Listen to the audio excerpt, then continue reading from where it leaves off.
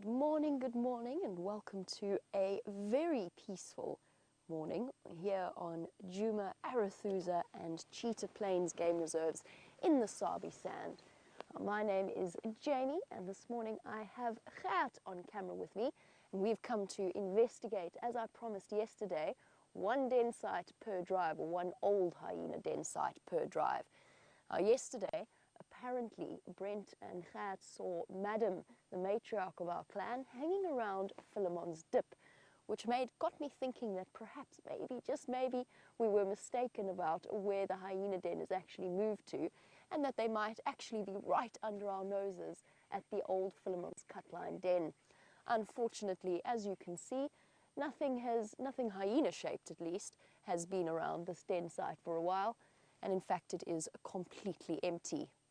Maybe some elephants have come through, but that is about it. So we'll have to continue on, and we'll just keep checking the hyena dens each and every single morning.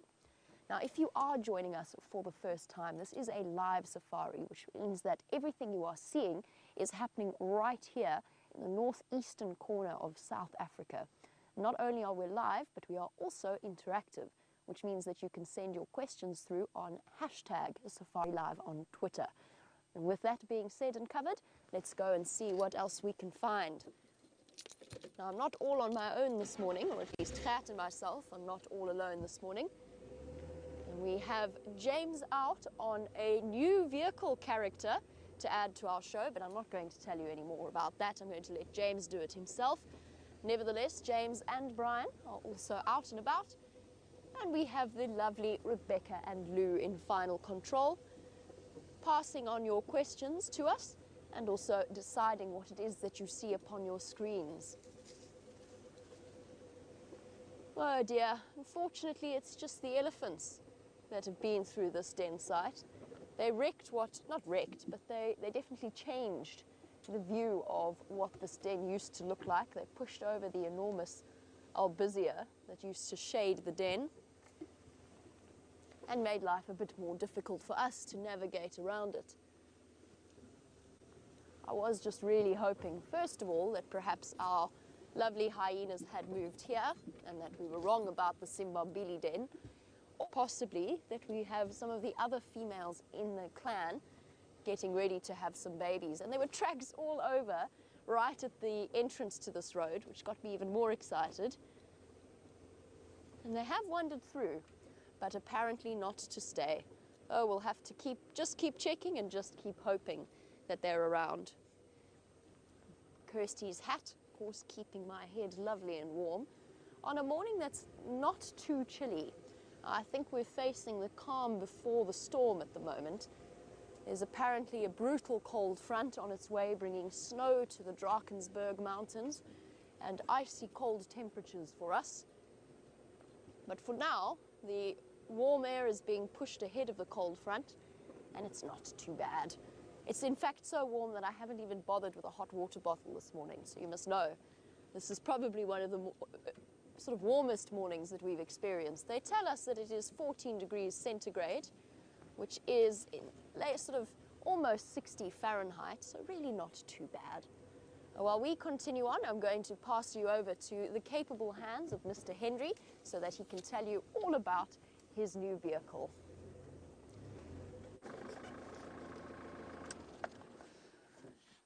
Good morning, everybody, and welcome to the boat safari today. We are sitting on a new vehicle today. There is an elephant, obviously, about to have something of an eat, and I refer to this car that we're on, the Mahindra, as the boat because it is so very large. Brian sailing at the back there on camera. Good morning, Brian. Good morning, James. How are your sea legs today? Very sturdy. Wonderful. My name is James Henry, if you happen to wonder. That's not the voice of the animal you can see talking to you. I'm sitting in the car. That is an elephant bull. He's just chased a little group of elephants back across the road. I think he's probably in must, and they're probably a bit nervous of him. He's a magnificent fellow, isn't he? So let's just watch him going. We're just as live as Jamie is, which means that you are welcome and encouraged indeed to talk to us through the course of the next 3 hours. #SafariLive is the best way to do it. That's on Twitter, of course. If you don't know what Twitter is, fear not. It's very simple.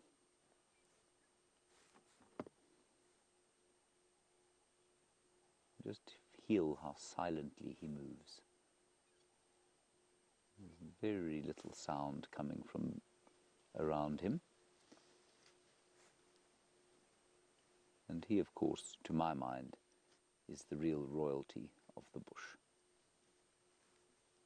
You can say what you like about lions, but when a big elephant bull like this comes knocking about, nothing gets in his way. He's probably, I would say, I mean, an elephant is never fully grown. They grow until they die. But he's an adult bull. He's not as big as he's going to get. He's probably about 25 years old, I'd say, 25 to 30, so he will get bigger. But he's probably sitting at about 5.5 tons and standing about 10 feet at the shoulder. And all to the right-hand side of where you can see, you won't be able to hear this, but I can hear a rumbling, a deep rumbling from the rest of the herd that he's tailing. And as we arrived here, there was a cow, a very young cow, and a calf hurtling across the road in that ridiculous kind of power walking fashion that elephants have. They can't run, of course, they must power walk. And they, I think, were trying to get away from him. So he'll be tailing the herd, trying to see if there's an estrus female, trying to smell if he's in must. Must, of course, the breeding time of bull elephants. Their testosterone levels go through the roof, and then they start to trail the herds and look for an estrus female. And it's very easy to tell if they are in must, of course, because they have this sort of smelly urine that drips from them continuously. It's called, rather appropriately, green penis syndrome. Brian, look behind us.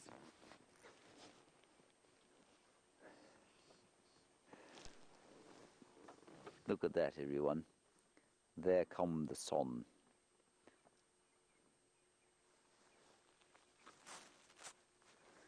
What a great joy and privilege it is to be able to wake up every morning, go out before that, well, today, red orb comes up over the eastern horizon, and enjoy the dawn light. Truly the best time of day, just before the sun comes up. And then again, my other favourite time of the day, just after it's set, before dark. Full of expectation for the day.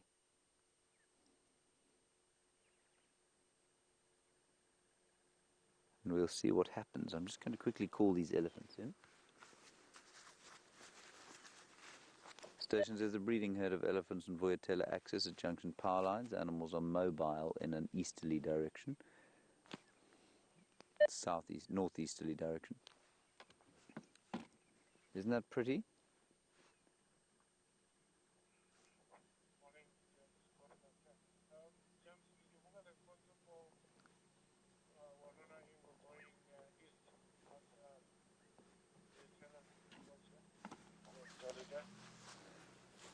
No, I didn't see them, Tax. Tax is just saying that he's got some leopard tracks that are going towards the Voyatella Dam.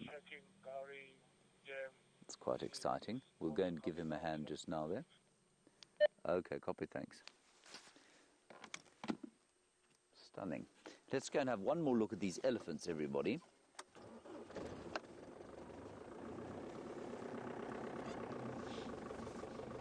Now, Sandy, you ask a very valid question about what would happen if an elephant bull dies, or when an elephant bull dies, because eventually he must, like all living things.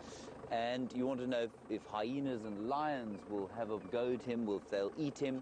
Of course they will, definitely. It's not easy for them to get into the skin, of course. It's more than ½ an inch thick in some places. But yes, certainly, lions and hyenas will eventually devour his carcass. Nothing will go to waste out here.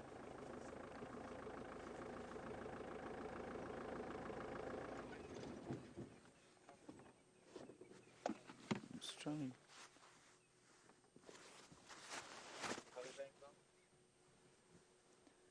There he is. Just going to give him some space.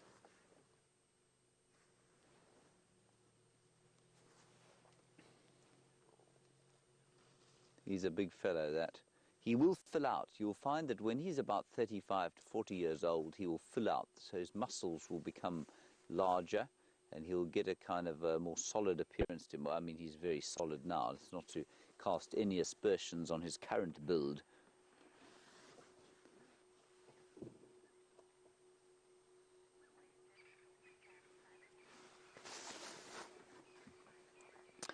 Now, Shamsun, you've noticed that there is some moisture flowing down his face between his ears and his eyes, and you're saying, is that a sign of must? It isn't. It's a sign of stress, which in turn is probably a sign of must. So you will find many elephants like this who are streaming between it's called a temporal gland, between the eye and the ear. They do stream from that gland when they feel a sense of stress or discomfort. And I think that's brought on by the incredible levels of testosterone coursing about his body. But it is a mistake to think that any elephant that has that streaming temporal gland is in must. If they're socially stressed, nutritionally stressed, heat stressed, just generally upset, they will always stream from that gland. He's not streaming particularly badly from it, just a little bit there. He doesn't smell particularly strongly like he's in must, to be honest. But I can just see a little bit of moisture between his back legs, which indicates to me that he probably is. We'll just sneak a little bit forward.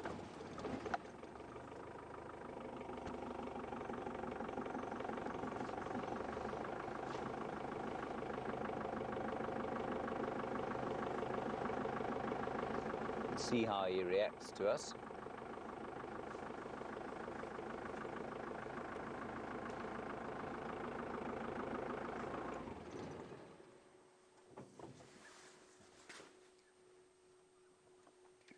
He seems to be relatively comfortable. I love the long hairs they have on the tail. And you can often get that little bit of white above their eyes like he's got there, and I'm not sure what that is. I think it's a kind of bit like sleep in the eye, to be honest.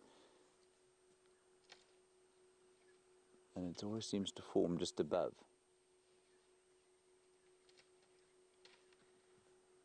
Yeah, he doesn't seem to be in full must. There's definitely an element of it there, but he's not in full must. That's why he looks pretty calm, I think.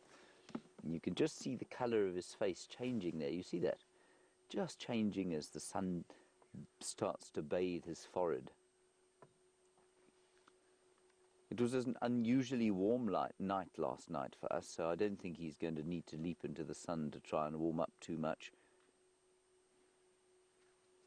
It really is pretty warm for the middle of winter, 15 degrees Celsius or so, which is around about 57 degrees Fahrenheit.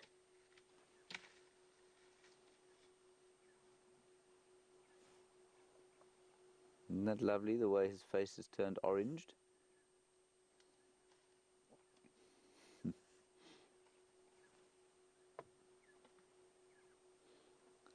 And just as the sun has come up, so a slight breeze has risen from the southeast as the air has started to heat and move with the sun's heat.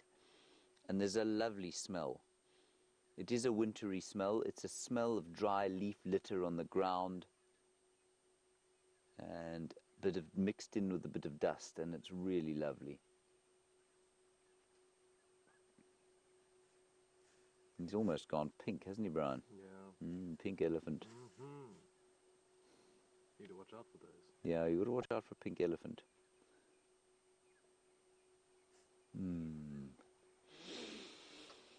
Take a deep breath in, everybody. Inhale the dawn. Bit of dust, leaf litter, and even a bit of smoke. And the breeze I'm talking rubbish isn't coming from the southeast, it's actually coming from the northwest. And in the northwest, of course, many villages, and those villages will now just be waking as well, and people will be lighting fires to do their cooking, and that has just touched the air with a very comforting smell.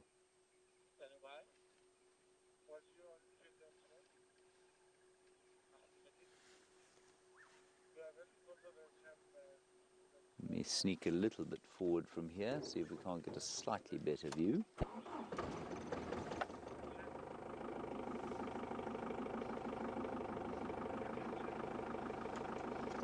He's a little bit nervous of us.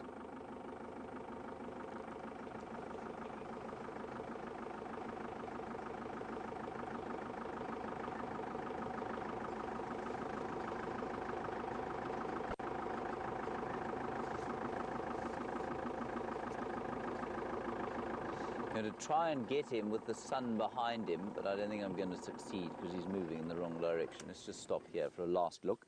We'll watch him disappear off into the bush, and then we'll head up the road. And what we're going to do is drive to the sort of northern boundary and then head south. Obviously, if you're on the northern boundary, you have to go south eventually. And the idea is going to be to see if we can't find some tracks of either Shadow and her cub, or perhaps Karula, the Queen of Juma, our 12-year-old female leopard. Oh, that's nice, Brian. Look what he's doing. As is what elephants and every other animal I ever look at do. Tradition. Tradition, yes. Anyway, so the idea is going to be to look for those female leopards and their babies. Well, we'll see if we are lucky. An elephant will produce more than 100 litres of urine in a day, of course, and a big elephant bull like this, now wait for this everybody, 150 kilograms of dung in a day. Now that in pounds is about 350 pounds. 350 pounds of fertile dung. Imagine if you were to take all 15,000 plus elephants out of the Kruger National Park, the effect it would have on the vegetation, both from a fertilization point of view and from a utilization point of view. So much less would get processed through that giant sort of composting machine that you can see in front of us.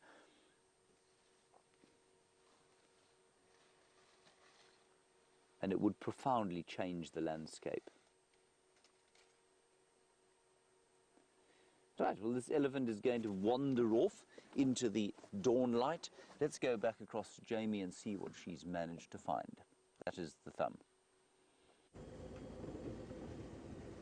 Oh, judging by the tracks that are absolutely everywhere this morning, the elephants have been wandering about high and low on Juma. So while James is searching for the lovely female leopards of this area, Herbert, Taxon and I are double checking for Tingana. Now I have a slightly embarrassing confession to make. I dreamt last night that I heard a leopard calling, and I can't remember exactly what the dream was, but there was a leopard that we had to go and find, and we were following the sound of his rasping, sawing sound, and I think we were successful. However, it appears as though there was actually a leopard sawing outside my house, and that it wasn't just a dream. So Tingana, the big dominant male leopard,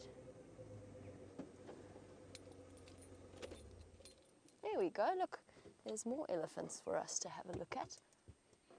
Definitely, it appears as though it was not in fact a dream, and that there was a leopard wandering about, and it seems as though it was the dominant male of this area.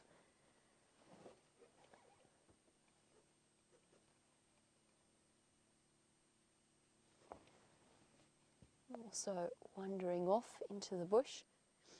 The elephants, apparently James's were a little bit nervous. These lot are fine, but I think they're on a mission towards a dam which is not too far away from here. This is an area south of our Traverse region, so we cannot drive in this direction. It's also one of Karula's preferred spots, so I'm checking carefully to see if she hasn't wandered across. The difficulty is, let me show you something roughly, without going too far off the beaten track.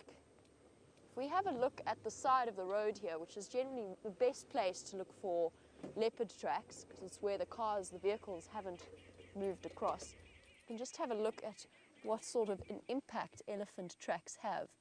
They flatten it completely, and if a leopard that walks with a light step as it is, if a leopard had walked across there before the elephants, there's a very good chance that we wouldn't see those tracks. There you go, you can see how obscured everything is.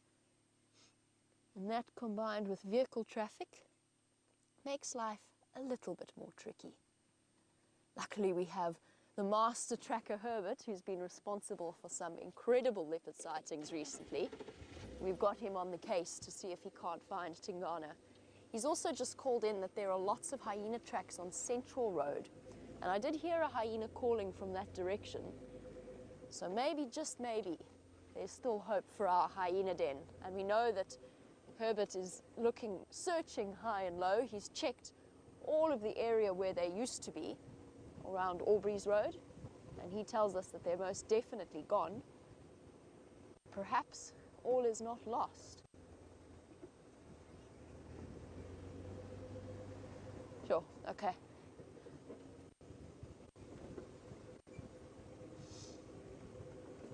Now Christopher, who is one of our regular viewers, was wondering whether we have any further updates on the movements of Sindile. Now we need to go back in time a little bit to explain what happened with Sindile. A good few months ago, Sindile, who was Shadow's son, so Karula's daughter's son, her grandson, was just starting to show signs of independence, hunting for himself, moving about by himself. And Shadow had actually started mating earlier than would be considered to be normal for a mother leopard. And he, as a result, was forced to fend for himself more and more frequently. Now we're fortunate in that we're in a very protected area, but on the outskirts of this protected area there are multiple villages and communities with, as is anywhere, with a problem with feral dogs or stray dogs. And poor Sindile very successfully hunted what may well have been his biggest prey at that point, but unfortunately turned out to be a dog. And the dog, after it was taken away and tested, turned out to have rabies, which is very, very common for the township specials, as we call them, the township dogs. So sadly, it meant that usually under the law of the country, Sindile would have had to have been put down. However, there was a concerted effort to try and prevent that from happening, and very fortunately the state vet agreed to put him into quarantine and to basically use him as a test to see if animals exposed to the rabies virus could actually be vaccinated, treated, and then released back into the wild.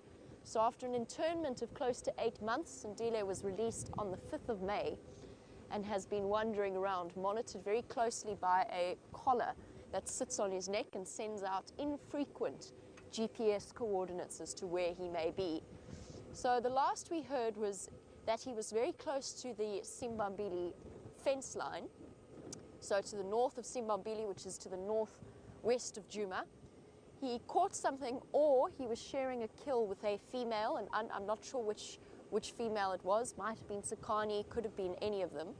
And he took one look at the vehicles approaching the sighting and booked out of there. He ran away.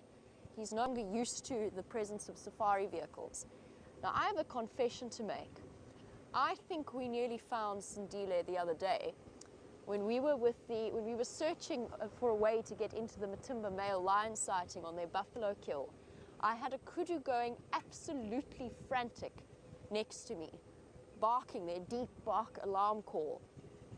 And I suspect, I searched and searched and I couldn't find the reason for this kudu's alarm call, but it was very close to the Arathusa airstrip. And I suspect that it was Sindile. I don't know, it's a suspicion. I think it was him, and I think he ran away from me the moment he saw me.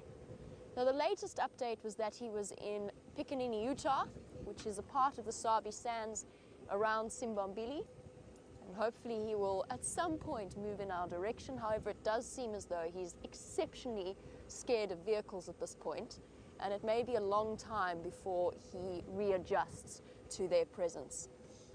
While we continue on towards Cheetah Plains and just double check that Tingana hasn't crossed out of the property, let's head back to James, who has one of the most beautiful red antelope.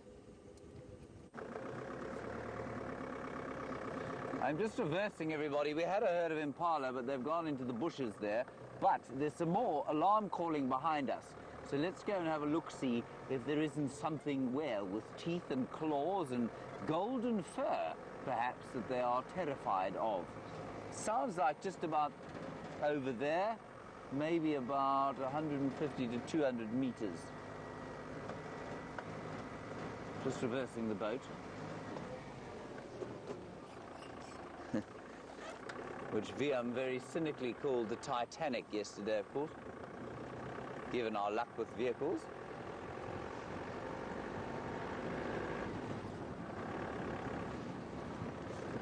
And Red, you say if I am in a boat I should start talking like a pirate. I think it might be a bit early in the morning for that. But it is a good idea. I quite like it. Arr. Okay, we're just going to stop here and have a listen. Watch out for tracks on the road. Right, keep your ears open, everyone. Can hear elephants calling.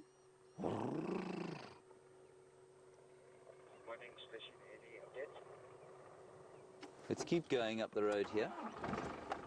I can't hear them anymore, but it sounded like somewhere around here. I know there's a clearing just up ahead, and maybe we'll be able to spot something there.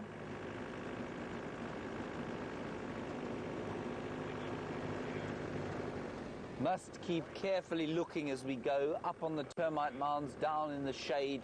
If it's a leopard or something like that, well, they're going to not be easy to see, even if they're walking in the open.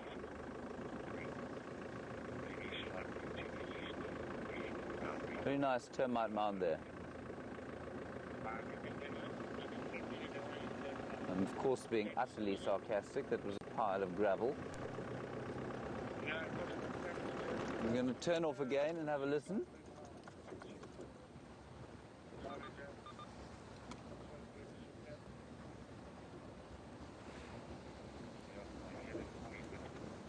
The boat is just drifting now. Feel that, Brian?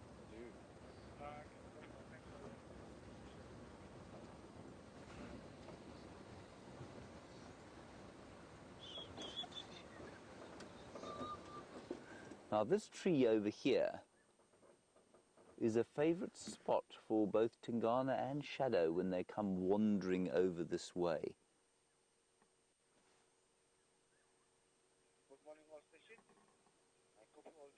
Just trying to hear again.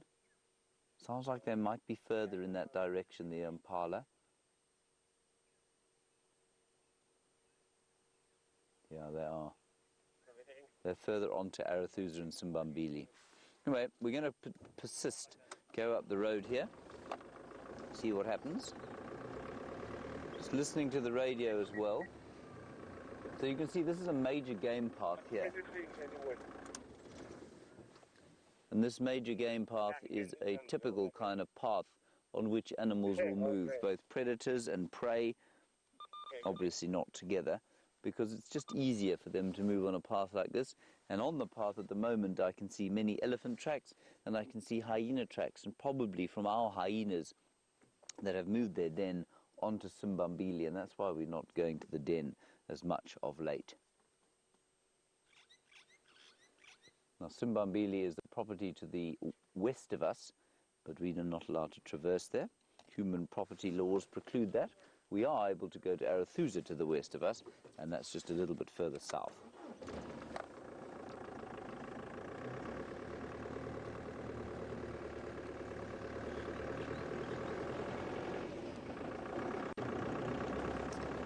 Arr. I'm just going to keep up with the radio, everyone. So if you do see me fiddling with this thing, we're in contact with a whole lot of other game drives around the place, and they'll keep us posted as to any activity that's going on. Some hyena tracks, a very large hyena going up the road.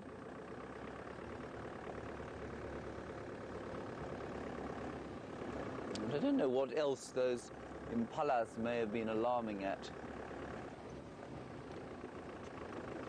Here's possibly the best example of a game path look over to the right here, and you can see this heads straight towards Sydney's Dam. Sydney's Dam, of course, one of the last waters, or will be one of the last watering holes to actually hold moisture as the dry season progresses. And this goes straight there. It looks like a highway.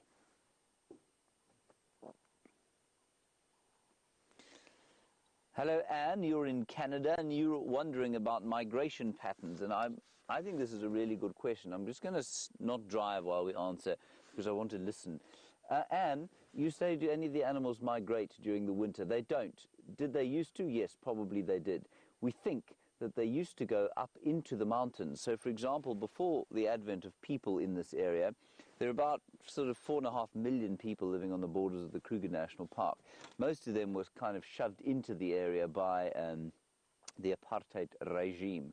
And so before it was so populated, and before the advent of the Kruger National Park, so let's say 150 years ago, yeah, 150 years ago, animals like elephants especially would have moved into the mountains for the winter time, so they would have done a migration off to the west and then come back down here for the summertime. It is wetter up there. There's forest, there's a lot more grassland up on the highlands, and so I think many animals would have made that migration to the west. Now, with that barrier of humanity, it's not possible, and also with the provision of water. Remember, there are a lot of private landowners and lots of dams, artificial dams in the Kruger National Park. The necessity for animals to move for water has been removed largely. And so while they may want to move out to get hold of some fresh grazing and fresh forage, for water they just don't need to anymore, so they don't migrate anymore in this area.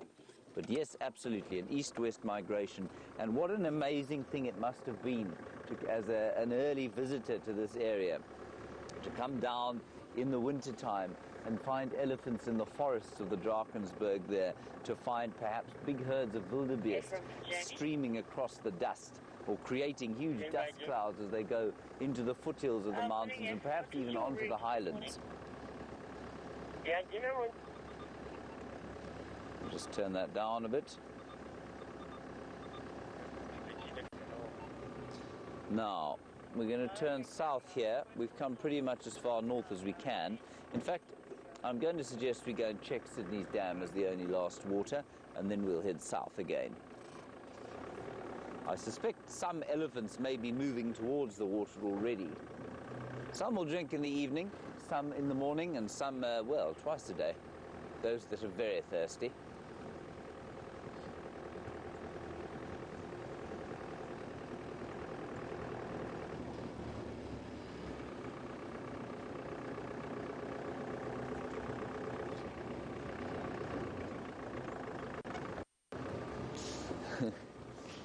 Debbie, what a lovely question from you in Vancouver.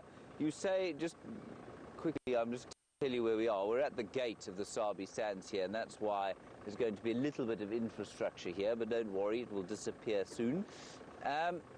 You say, do I think that natural selection is being affected by human beings, and do I feel that our activities are perhaps facilitating the selection for more intelligent predators? No, I don't. And I'll tell you why. Sorry, this radio is going to drive me insane. I don't think that we are, you know, natural selection is exactly that. It's natural, it's selection that is natural.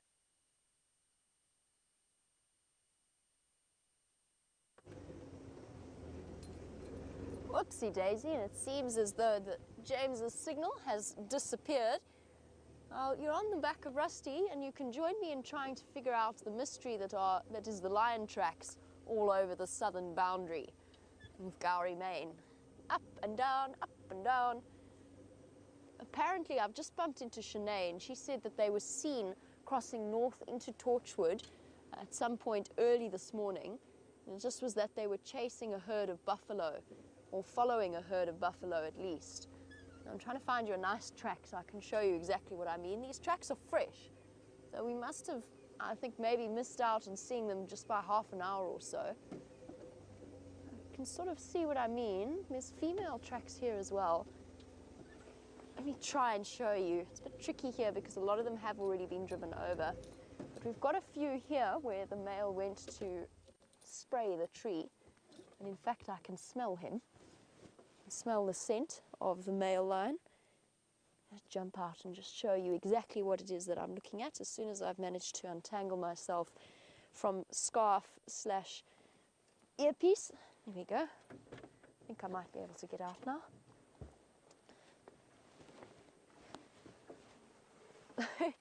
All the way from Twin Dams to where we are now, which is sort of between Chitwa and Torchwood, the tracks go up and down all the way. There's a fresh set going up this way, so going to the east. There's also this set going to the west.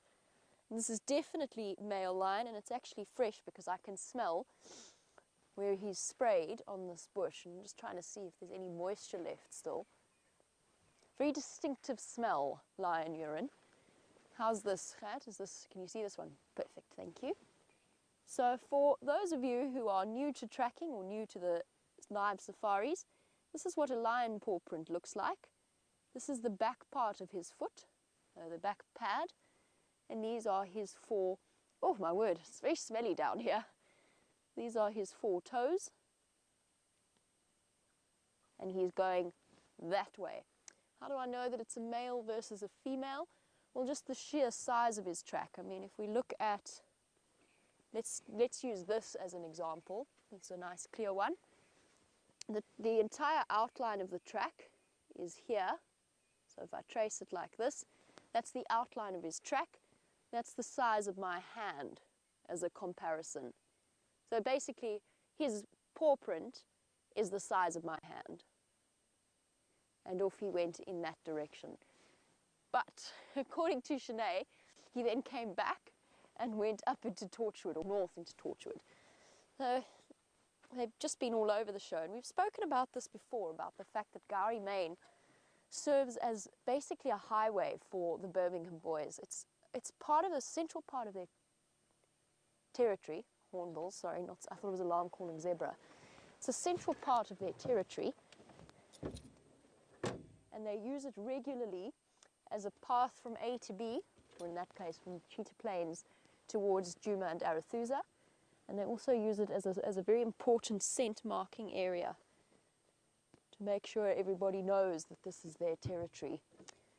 Now, those of you who are more familiar with tracking, you might have noticed that those tracks looked a bit degraded in a way.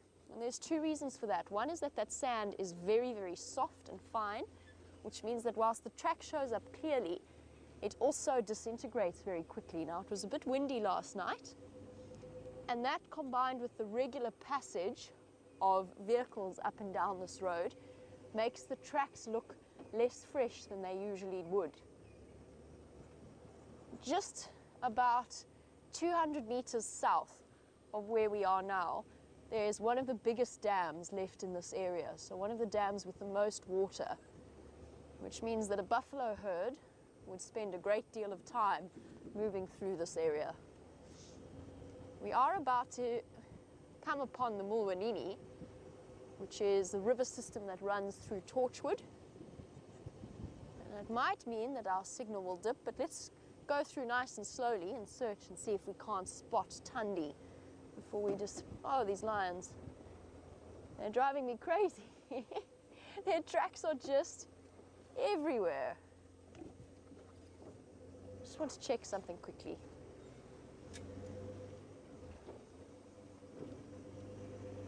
So fresh, and going straight towards the Chitwa Dam. Okay, onwards we go.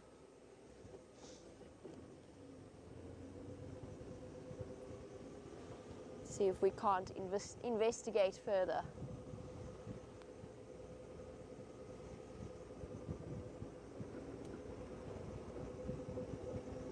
While we go through the Mulwanini, and so that we don't lose you completely, James has signal once again, so let's go on the back of the boat.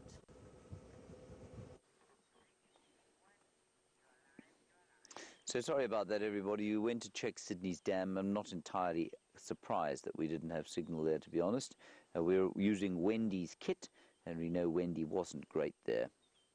Anyway, here we are. We're coming south now, down the boundary between Arathusa, Simbambili, and Djuma. And just checking, I think these are the impala that were shouting earlier on that I heard, going pff, pff, pff, pff. Oh, I can hear hyenas going. Oh, and monkeys going crazy up ahead, going. Hold on, we're going to drive quite quickly. There's something going on here. On the road, there are monkeys shouting. Okay. Now, monkeys will only shout if they see a predator. They won't shout just for the sake of it.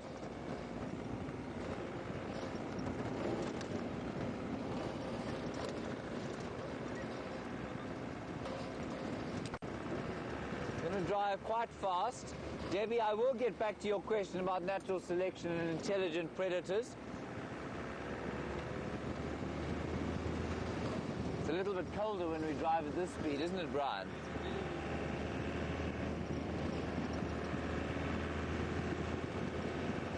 Right, we'll stop here, or just in the next dip. I can't see any tracks, but this road is driven so much that it would be very easy for animals to walk up and down here and their tracks would be obliterated.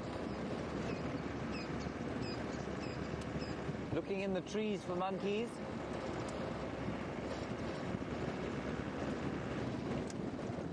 Right, let's listen here.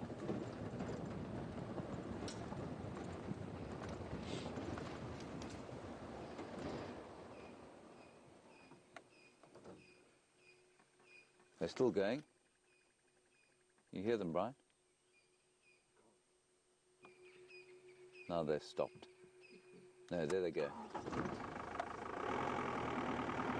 They're still quite a long way ahead of us. Just wonder if they're not actually to the west. We're going to get up onto the crest here and then stop and have a good listen.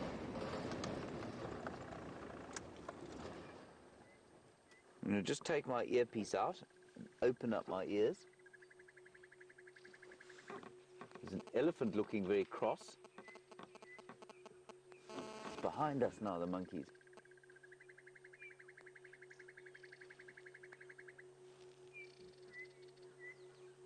Can you hear where they are, Brian?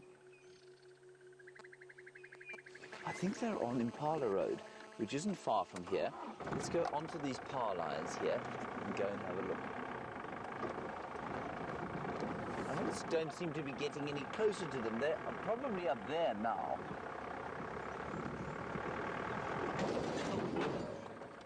That's not ideal. What did I hit? Oh dear.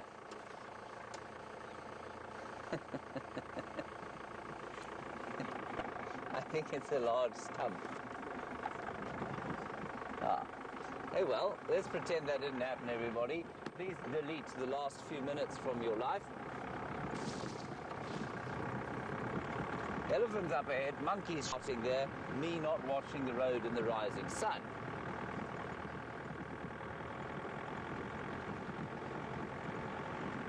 But one elephant was standing here with his ears out, as if to indicate that he'd seen a predator, perhaps. There are some more elephants, which we will show to you. There are lots of them.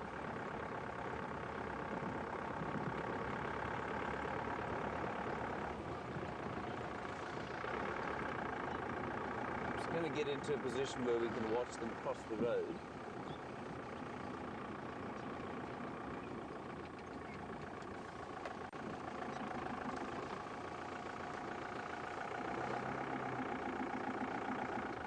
And Jamie says I need to watch out for the icebergs. She's absolutely correct, of course. Let's stop here and have a listen.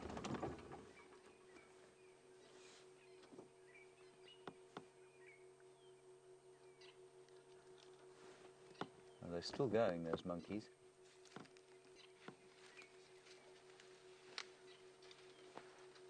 People, I think we should come back to these elephants. I think let's go and see if we can't find what those monkeys are shouting at. Sorry chaps, don't get a fright as we go past. There we go, well done.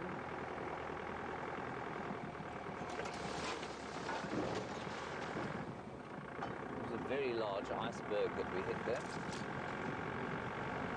Tyre seems to be fine, that's a good thing.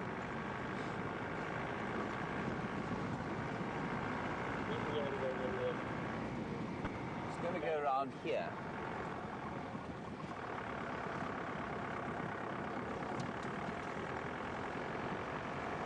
Right, Jamie's got something interesting to show you. Go and have a look there, and I'll keep looking over here.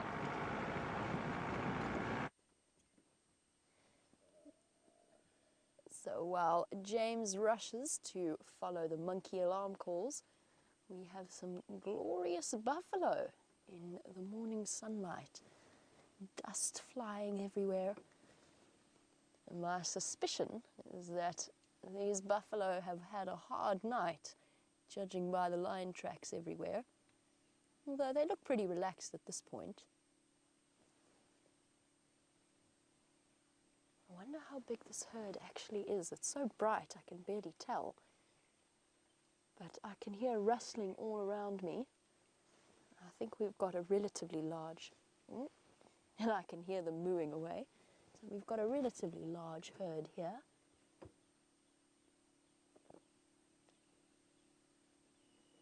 There's a young male. Still hasn't quite got that impressive set of horns that the Duggar boys or the older males do. But he's got a few years to go and he will do. There's a female, nice contrast there in terms of looking at what a female versus a male looks like. You can see how she's got hair all over the base of her horns, much thinner, much smaller horns. Just in case you're a bit confused about the bulge on her belly, that is where her umbilical cord would have been, and it just scarred a little bit. So a lot of females have that bump. There's another male.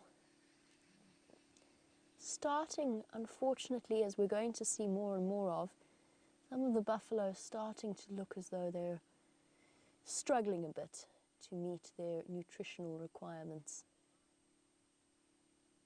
Oh, how's this light?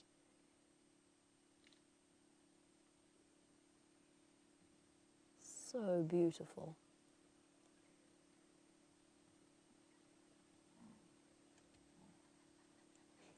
You can hear them mooing away in the distance.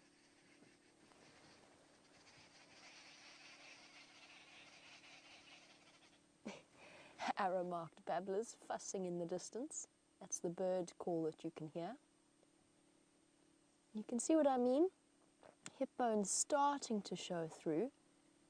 They're still okay, but times are getting tough for the buffalo. Not as bad as it was at the beginning of the year.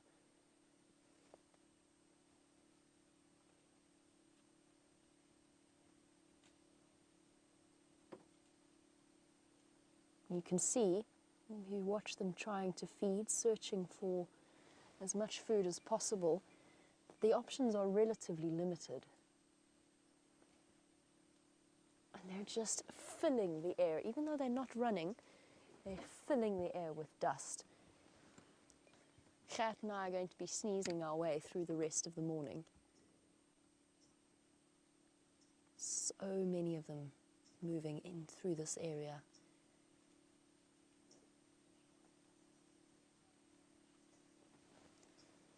This is probably, it's hard to guess, I would say 150 odd strong. Shamsun, as on the subject of the drought and the water holes, so we've spoken before about the fact that the Kruger National Park has closed a great deal of water holes, especially in the sort of area directly to the east of where we traverse, and that's been pushing buffalo herds and elephant bulls alike into our area. You were wondering whether or not why they have decided to do that and whether or not it will be more detrimental in the long run. It's a difficult question, and it comes down to an understanding of the way in which things work. So the more water holes you have, the more hoof action you get in an area. So we've spoken before about this, about the fact that artificial waterholes bring animals into areas where they might not naturally have occurred in large numbers because there's access to water. That's one of the reasons why the northern Sabi Sands no longer has as many sable as it used to. Mala mala, of course, meaning sable, due to the huge populations that were there when that area was first set aside as a conservation area. But the more water holes are pumped, the more animals like big herds of buffalo and hippopotamus start moving in, and the more hoof action you get. And by hoof action, I mean just this constant pounding of the earth, constant grazing in the area that does do damage in places when there isn't sufficient rainfall. Now, the northern Sabi Sands continues to provide water for these animals because, of course, they have been for the last however many years, and it's very difficult to just stop that provision of water for animals like these buffalo. But the Kruger National Park has decided that because of the numbers of animals that they get in an area, by providing artificial water, they're going to actually destroy the areas around those water holes, because the buffalo, the elephants, the hippopotamus, the animals that are so water dependent, they're actually going to do serious damage to the plant life and therefore to the soil layer, because they're basically going to overgraze. And then when the big rains come, and they will come, whenever it may be, whether it's this year or next year, when the big rains come and they dump sort of a quarter of the average rainfall in one night, the top layer of soil washes away and the area is forced into a long recovery period where the soil has to form again, the plants have to grow again, the grasses have to secure themselves all over, starting from scratch essentially. And that, bear in mind that these animals have got 4 million hectares of unfenced area in which they can walk. So they will be able to travel to where there is water, and there is water still. A lot of the Kruger National Park's rivers do still have water, are still flowing. Oh, we are surrounded by, probably, now that I'm looking at it, probably 200 buffalo. This is awesome. There's just buffalo everywhere. You can hear them rustling off to the right, rustling off to the left. And there we have the oxpeckers having an absolute field day. Look at this red-billed oxpecker hopping around in Tick Haven. Contact calling to the rest of its family. Hop, hop, hop. Oh. Upsetting the apple cart. Look at this female. She's got a hat on. She's got a headpiece, a leaf that has got stuck on the back of her horns. The latest thing in buffalo fashion.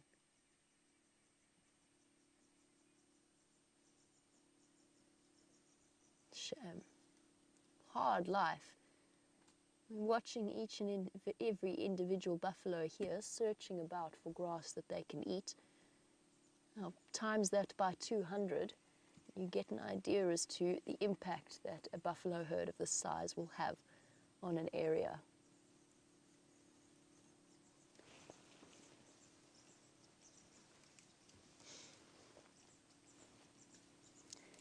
Slowly, slowly making their way west.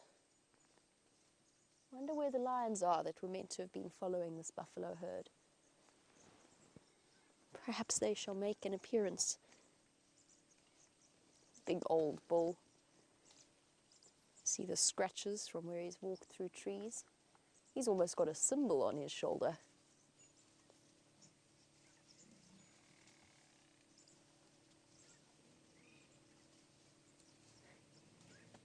And the passage of a buffalo herd of this size is not a quiet entity. The air is filled with the sound of rustling and mooing, and dust absolutely everywhere. And it smells a little bit like a dairy farm. For those of you who are wondering a little bit about the sensory impact that it has. Very heavy cow-like scent. What interesting cow it is on the right there. She looks sort of old and yet young at the same time. She's quite small, but her horns are quite corroded. Interesting girl. So while we watched the buffalo searching for any edible grass, Matthew was wondering, would a buffalo ever eat leaves if there's a scarcity of grass? The answer is yes, they do relatively regularly supplement their diet with a leaf every now and again. A particular favorite in terms of trees, I've noticed, seems to be the apple leaf tree. They will often go and nibble on apple leaf. Occasionally, they might go for something like a silver cluster leaf or maybe a bush willow, but the apple leaf preference seems to prevail. Most of them have moved off. What I'm going to do is I'm going to try and turn around, first of all so that I can move out of Ephraim's way, but also so that we can have a look at them as they slowly retreat and maybe get a better idea as to the numbers. Morning, guys. How's it, Ephraim? Good, thanks. Yeah, there's Nkonzo up, down, backwards, forwards, everywhere. Pardon? Yeah, I think so. Are there any updates from that side? I'll tell you if I find anything. Sure, bye-bye.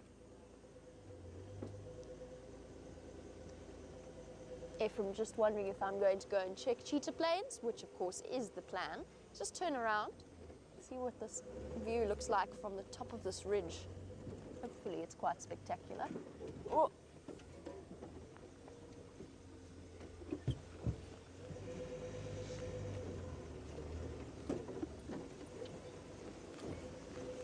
Just a sort of a long distance view of Ephraim and his guests and a multitude of buffalo slowly making their way to the west.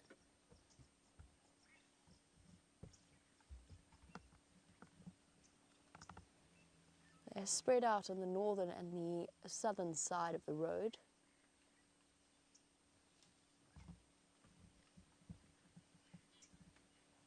They don't look nervous, to be honest. It doesn't look as though they've been chased by lions all of last night. But then I suppose when you're a buffalo, you sort of accept that as your due. And they relax relatively quickly. That being said, we've often seen buffalo the day after they've been chased by lions throughout the evening, and they don't tend to look quite so relaxed. But perhaps there was a small offshoot from this herd that suffered the full brunt of hunting lions.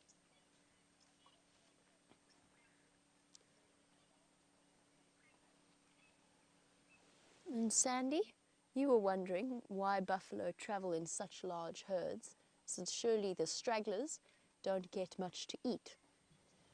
Really good question, actually.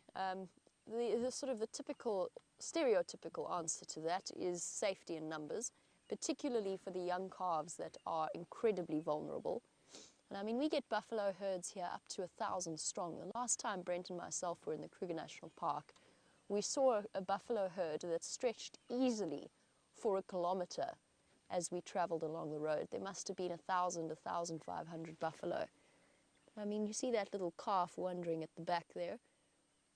They're exceptionally vulnerable, and I guess that the trade-off comes from safety in numbers versus the opportunity to feed. And know that that's not an entirely satisfactory answer. You raise a very good point, because surely splitting off into 50 or maybe 20 buffalo, you still get the protection, although not quite to the same extent, and then access to food. And elephant herds, much smaller than a buffalo herd. The instinct, the herding instinct is there.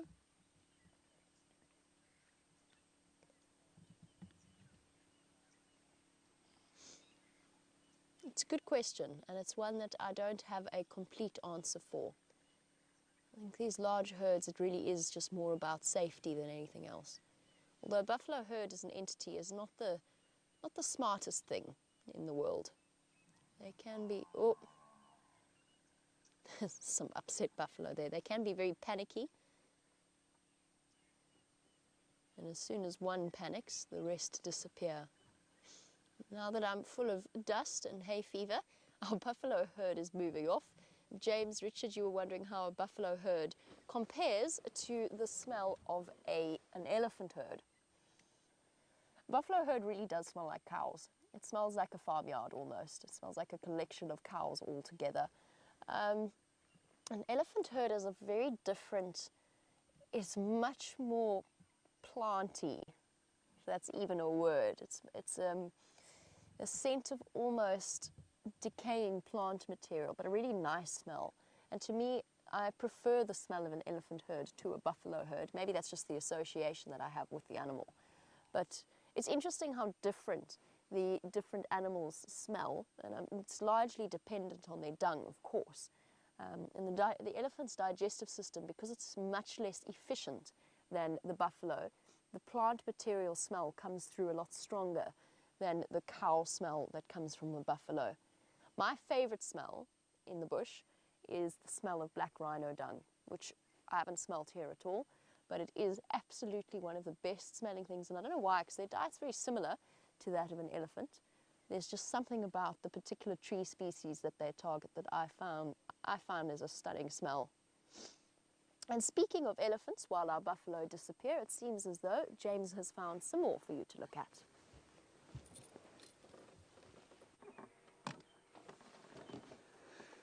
Hello everybody, there's an elephant just in here. We're still sitting around here trying to see if we can't figure out what those monkeys are alarming at. I thought I saw a flash of a white tail going through the bush, so I head off road to have a look, and it turned out to be nothing. So maybe it was just my psychology. Anyway, the monkeys are still shouting, and apparently they were shouting around here yesterday as well. Can't see the elephants anymore, I'm afraid. Let's just continue forward and we'll do a little turn around, basically exactly the same route that we went. But they're looking straight into this area. There are some kudu, which don't look particularly terrified by life. Do they, Brian? No. Very nice picture of them in the early morning sun. But you can still hear the monkeys shouting. The kudu are walking towards where they're shouting, and they're on the boundary. We might actually be able to show them to you. They're on the boundary, and they're looking straight this way. So what they're looking at, I don't know. Herbert is going to come across here and see if he can't find them.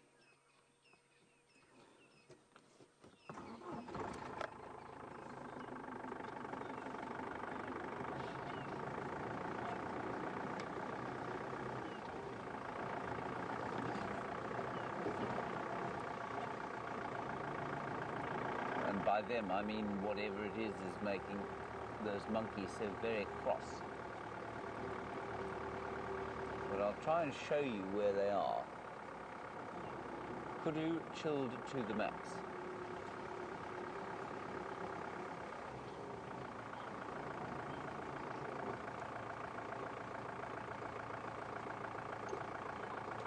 And you can see the monkeys anymore.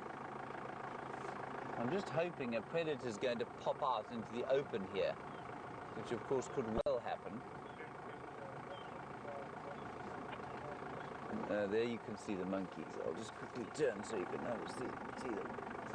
You will just be able to make out a greyish patch in a green tree there. Can you see what I'm looking at, Brian? That's the monkeys. And they're shouting sort of into the thickets of this area. Now, we did drive right underneath them.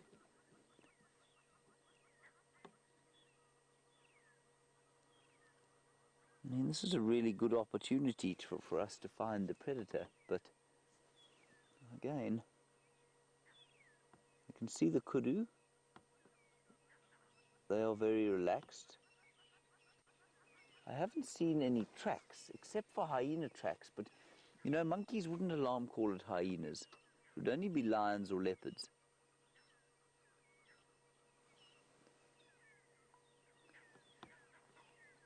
And they are still cross. I think whatever it is actually quite close to them. Let me move back a bit.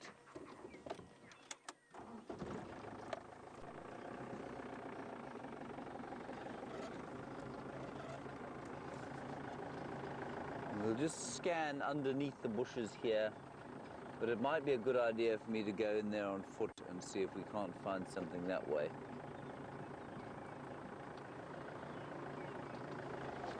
We'll see some more impala. They look chilled to the max as well.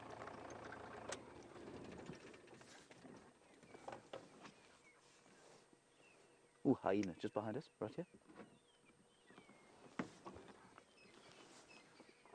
Now, this is going to be interesting. Where's this hyena going?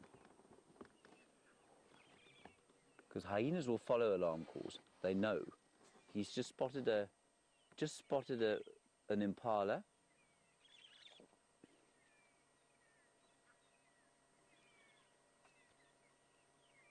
Going straight towards the monkeys. We're just going to watch him go. Not allowed to follow him off-road.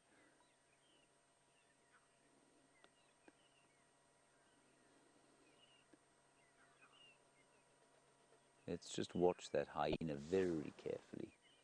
We sneak forward, Brian, and get a slightly better view.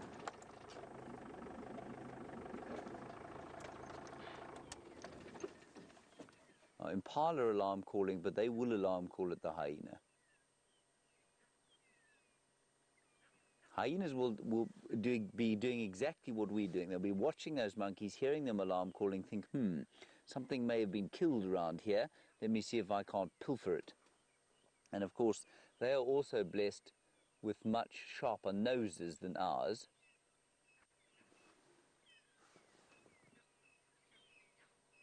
And just impala running in the background. There's the hyena came wandering through. And those monkeys still alarm calling frantically. Let's have a look with the binos, see where they're looking.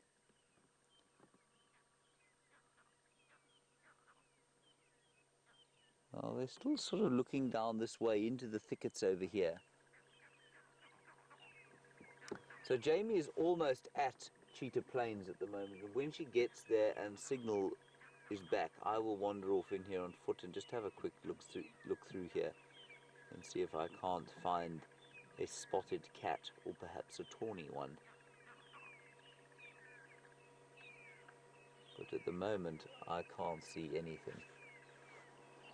Now, while we're sitting here waiting, let's just, it's worth just sitting here for a couple of minutes. Let's just chat about that natural selection question about predators being selected for more intelligence and our effects on that. I'm not really sure that I understand the context of the question, but you know, natural selection is such that whatever strategy works best is going to be the most successful. There's a woodpecker in this tree. And so I'm not sure what selection pressure would be on predators to become more intelligent in the way that we consider ourselves intelligent. Lions are brilliantly intelligent for what they do. They're never going to do advanced calculus, but they don't need to. It doesn't help them to do advanced calculus. It doesn't help them to be able to speak in the human tongue. It doesn't help them to be able to do that at all. Their strategy for how they are is perfectly suited to life as it is now. Now, I mean, the thing that acts on natural selection we wouldn't act on natural selection except were we to change the environment. It's the environment that will create an action where natural selection or the pressures for natural selection to operate on. So, you know, were the environment to change to the extent that, say, this is a totally random example, that say impala were able to smell lions or not smell them, let's say impala were able to detect lions in some way that made it impossible for lions in their current strategy to hunt them. And if if by being able to talk to each other, lions were more successful at hunting impala, then they would become more intelligent in a human way. Then they would, they would evolve in such a way that allowed them to hunt more successfully. But at the moment, no, I don't think that human activity around the world is having a noticeable effect on the natural selection for the intelligence of predators. I hope that kind of answers your question. If it doesn't, please feel free to ask again. I'm going to have one more look with my binos, and then we're going to go a little bit forward and see if there isn't something wandering through the clearings, and then I'll go off on foot. Yeah, they're still sitting there.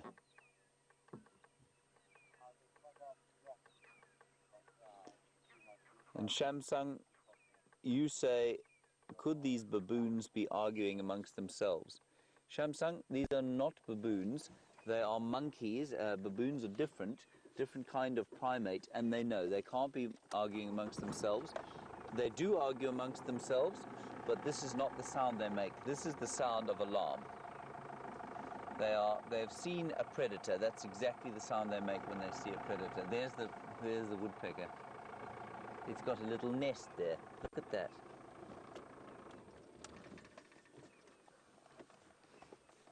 That's fantastic. Digging out a little hole.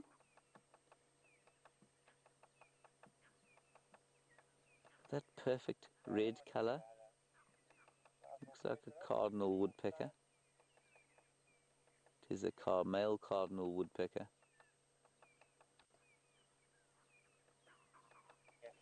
Now those monkeys are still shouting. There's definitely something in there.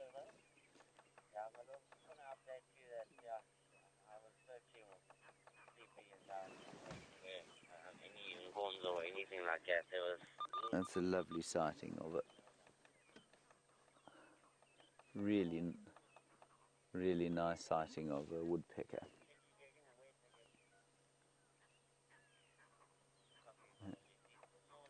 All right, I'm going to hand you back to Jamie now. She's on Cheetah Plains. Let's see what she can find there. I'm going to wander through here on foot, and I'll catch up with you in a few minutes. While James goes walkabout, I have quite exciting news, although unfortunately they have been driven over. But there's tracks for a female leopard and her cub, from what I can tell, going straight along this road.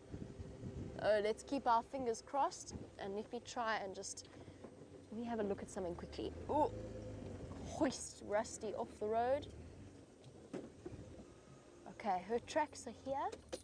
I'm just going to hop off quickly to see if I can't spot where I think I saw cub tracks. But before I get myself overly excited, let's have a look and see. And just by the way, just to make you all jealous, it's not meant to be mean-spirited way, but for Gert it's very exciting because we just saw the first honey badgers that Gert has seen since he started here. Unfortunately, in the worst possible place. We had absolutely no signal, so we couldn't show them to you. And you know what honey badgers are like, they run. It's just trees rustling. Just double checking I'm not about to walk straight into her. I know it's really difficult for you to see, so I'm actually gonna point them out to you.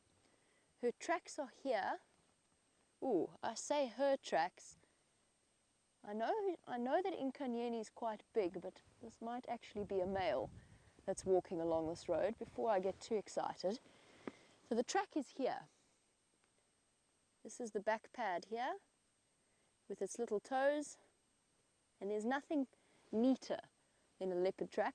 This is its left foot, and there's its back left foot. The front foot is always larger and rounder than the back, and there we have the back track, slightly longer and slightly more narrow. And the way that you can tell if it's the left foot or the right foot, you look at your own hand. Your middle finger is the longest, and the same applies to the toes of a leopard or a lion or a hyena. The middle one always sticks out the most. So this is the middle toe here. Here's the sort of the equivalent of our index finger, the fourth finger, and the pinky. So that is the middle finger equivalent for a leopard. It's going this way. And it's fresh. It's fresh enough. that it's time for us to stop delaying and start following. Now, the wind is howling here on Cheetah Plains, which tells me a couple of things. One, these tracks could well be fresher than they look, because the wind will blow sand over them and start to obscure their outline. And two, the cold front is arriving earlier than I expected it to. Okay, let's do this quite carefully. We found ourselves all alone on Cheetah Plains, so it's up to us to find this leopard.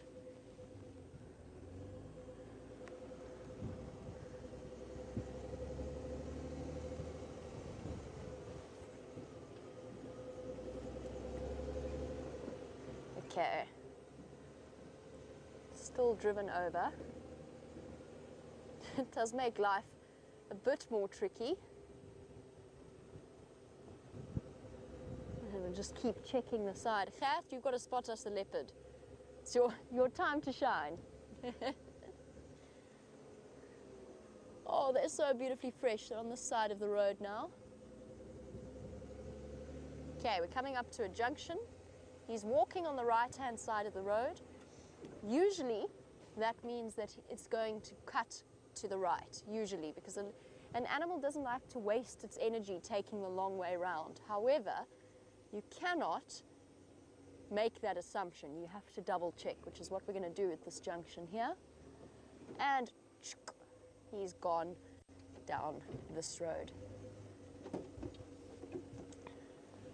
And even with the windy morning, the outline of the tracks in the soft sand is so fresh, so crisp and clear, that this leopard could well be just around the next corner.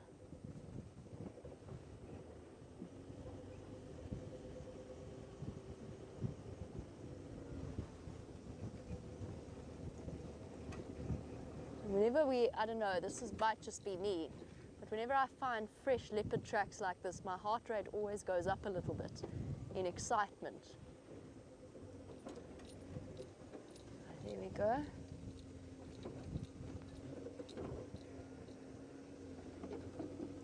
These are small tracks now. Is this a male and a female? This is not the same set of tracks we had earlier. Unless Nkanyeni's feet are bigger than I expect, because those could well be cub tracks. Oh, I'm so excited. Come on, Gert, we've got to do this. It'll be the first time I've seen Nkanyeni. And she's just gone in here.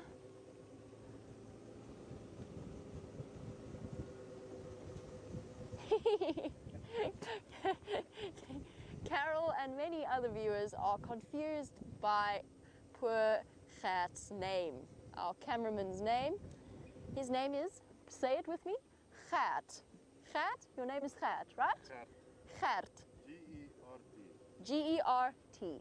Gert. Oh, before I get too distracted by Gert's name, I better make sure I'm looking for this leopard. Gert. Gert. Okay, so it's a bit of a difficult one for those of you who are English speaking. Those of you who are Dutch or of Germanic descent, it's a little bit easier for you to say. It's that G sound. So it's not Gert, we don't say it Gert, it's Gert. And you have to roll your R slightly to get it absolutely right. Gert. So that is Gert's name. My apologies for those of you. I probably should have made it a little bit clearer. But of course, I sometimes forget, because it's so instinctive to us as South Africans, that I forgot to explain it fully to you. And the bad news is that our leopard's just gone off the road, and I think she's gone off to the right. He, she, it. I'm so a bit confused at this point. The tracks are big enough to be either a big female's or a young... Oh no, here we go. Here we go, here we go, here we go. They're still here. Oh. Okay, just bear with me 1 second. I just want to get out for one moment. I just want to make sure that we're following these leopard tracks properly. Coming through here. Oh, these windy days, it's not that much fun to go tracking on windy days like this. It's so easy to accidentally surprise an animal which is the last thing you want to do.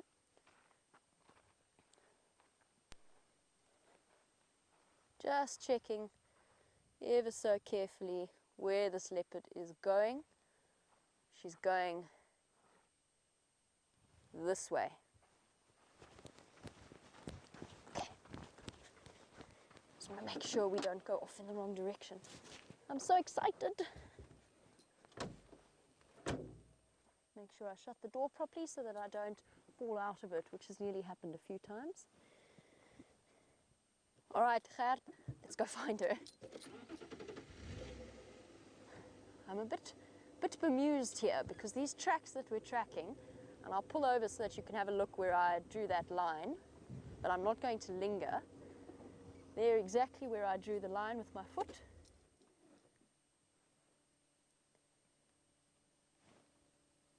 Much smaller than the ones we were looking at earlier. Now, usually I'd get out and show you with a bit of perspective, but I'm not going to because I want to keep moving because these tracks are going south. South is fine. We've got another kilometre to the border, but I'm just really hoping we catch her in case she does decide to go to Mala Mala.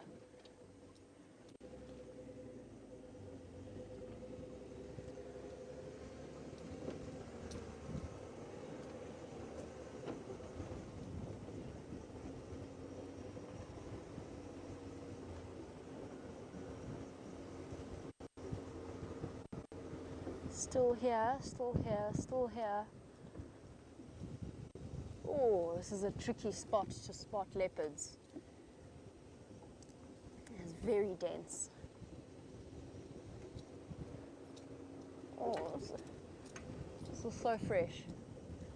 She's still on the right-hand side of the road.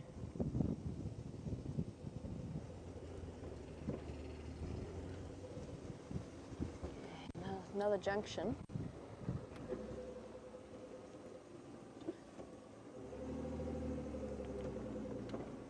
Okay, right, which way do we think she's going to go? Here's how you figure it out, or at least attempt to, although leopards it's a bit more tricky than it is with lions.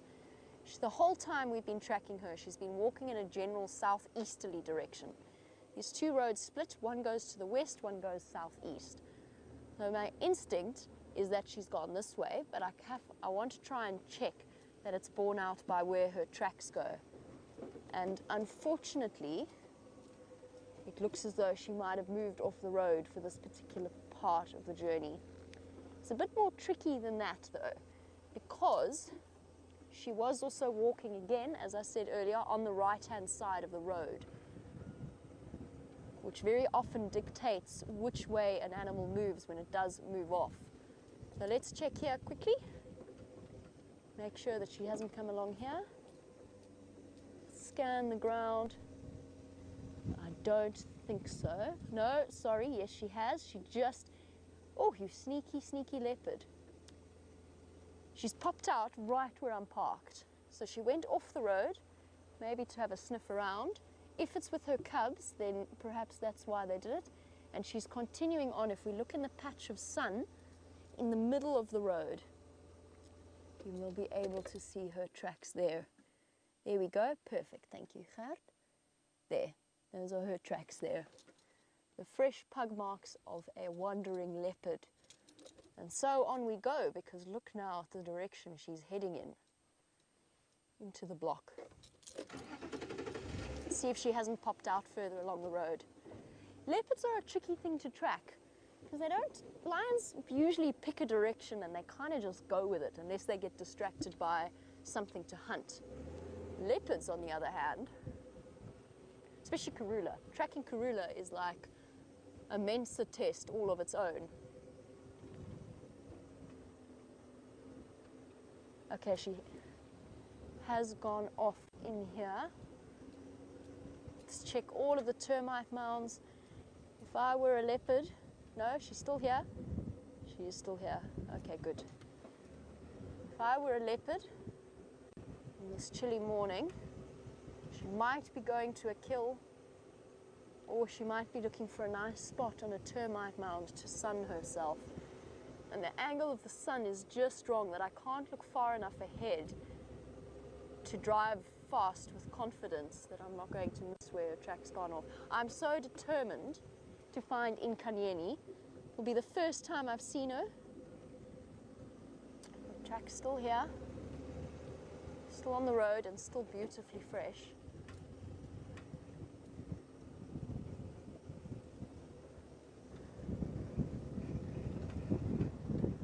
This is where I do wish I was taller, so that I wouldn't have to keep pulling off the road.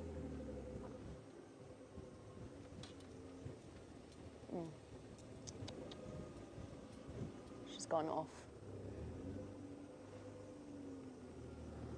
Okay, I do need to concentrate on searching for this leopard for you, particularly in this area.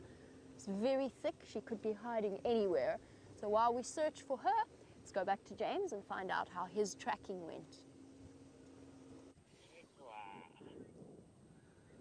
Now, I've done a turn through, I walked through that whole block where the monkeys were looking, and I could find nothing. Then the impala started alarm calling around here. There they are over there. Then they stopped alarm calling, naturally, as we got here. And there are elephants that are rumbling in there, which would indicate that something must have walked across this road that's causing them to be upset.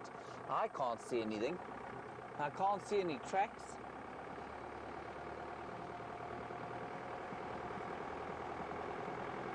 But there are a whole lot of impala, and they look very cross.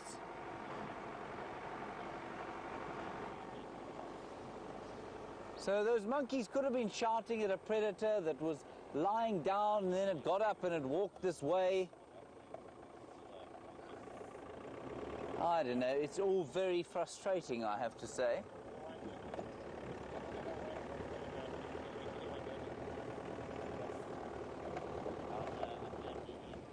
Where are they looking?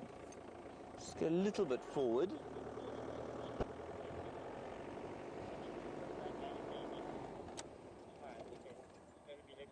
Well, they're all looking straight this way.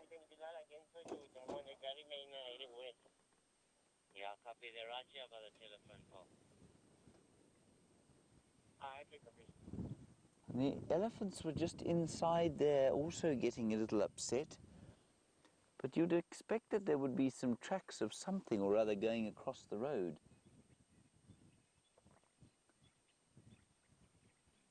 And a very strange wind has come up. Feels like there's a front sort of just hit us, and I heard it coming from a long way off. It's very interesting. You just started to hear the trees rustling, and then suddenly the wind hit us.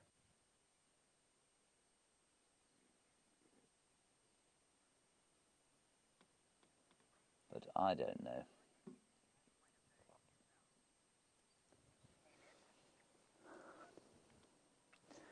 Good morning, Caleb. You're interested in whether you could, first of all, tame one of these, and you say they're gazelles. They're not gazelles, they're a different sort of tribe of the same family. So they're called antelope, which is a very similar to a gazelle, but not the same. And you couldn't tame one of them, I don't think, as an adult, but if you raised one as a lamb, I do know that various people have managed to sort of have them as not quite pets, but certainly, you know, they'll tame sufficiently to live in your garden. Very well, thanks. What do you say? Well, there's a big slump in your area, very big. Okay, copy that. Thank you very much. All right, I think we should start up. We'll go a little bit forward, turn around, come back down this road and see if we can't find any more tracks. If not, well, you know, we'll just go and see what else we can see. Very nice prospects for Jamie. I'll be very jealous if she sees Nkanyeni's cubs. She does definitely deserve to see Nkanyeni. The rest of us have managed to be lucky enough to see her. In my case, nothing to do with skill. She just happened to be draped over a tree when I came past one day. It was very kind of her to be draped over a tree.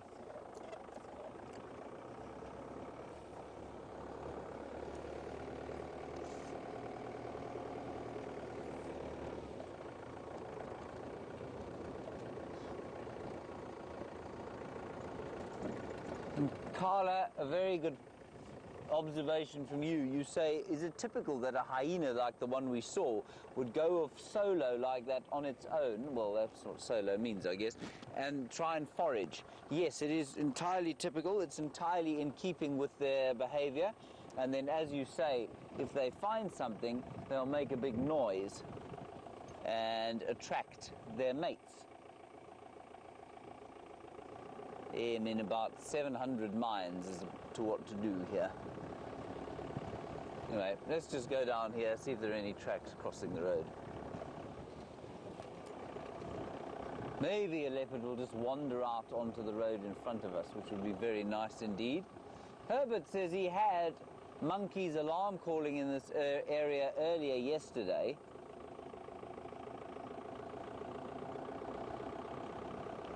Anyway, we might be lucky. We might not.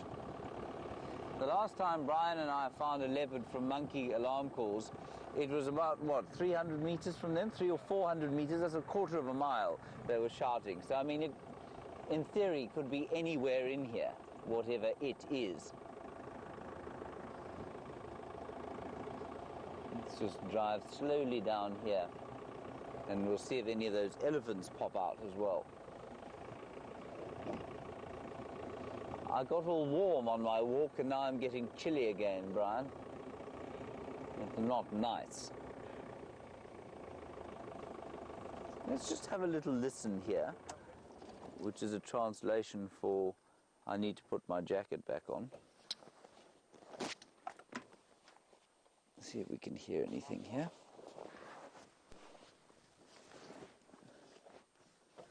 I don't hear anything further, do you, Brian?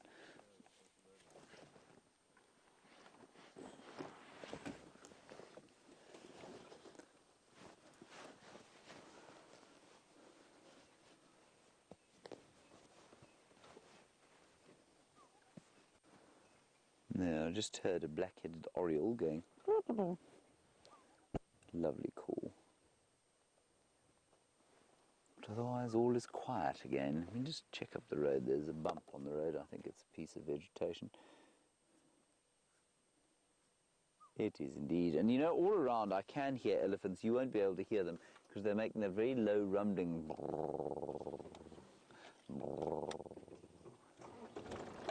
I think we'll carry on down the road here and we'll come back up the other way.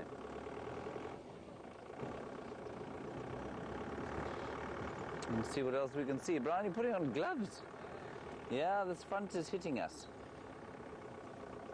Alas and alack. Lucky we're in a boat though, Brian, so if it rains, we'll be fine.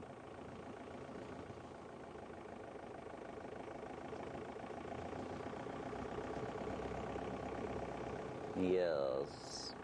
No. Let's just carry on down the road here. What we'll do is we'll go back along where we saw those other elephants and come back north. Maybe something will pop out, maybe it won't. But there will be something interesting to look at on the way. Of that I have no doubt. We've been in one area for quite some time now, of course.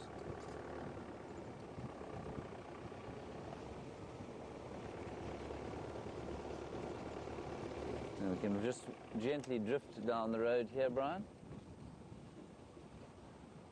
There we are. There's nothing on in the middle of the road there is. It's elephant dung, I think. Yeah, it's just dung.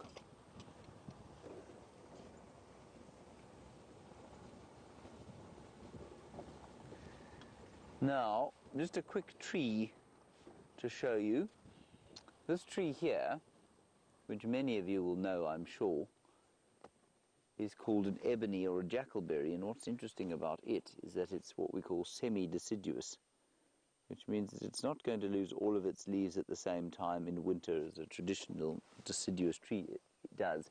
But if you look at it to the left-hand side, just there, Brian, it's kind of bot down a bit, there, that bit there, it's losing its leaves there. And so it will lose its leaves kind of intermittently throughout the year and then gain them again, so that it's never completely without leaves. And that is a very effective strategy because it means that you're never without a constant food supply. And out here, unlike in most parts of the northern hemisphere, well, you know, many parts of the northern hemisphere where it gets so cold that it's ineffective for trees to be active during the wintertime, you know, here it doesn't really ever get cold enough for a tree to have to go dormant because of the temperature. So it's quite a successful strategy, that. Keep going down here and go a little bit faster. Let's see if we aren't very lucky. And as I've said a few times of late, I think that our luck finding animals has as much to do with luck as it does to do with tracking. It always feels great when you find the tracks of something and then you find whatever that is. But basically, I find that for tracks, they put me in the right area, but there's so much luck involved.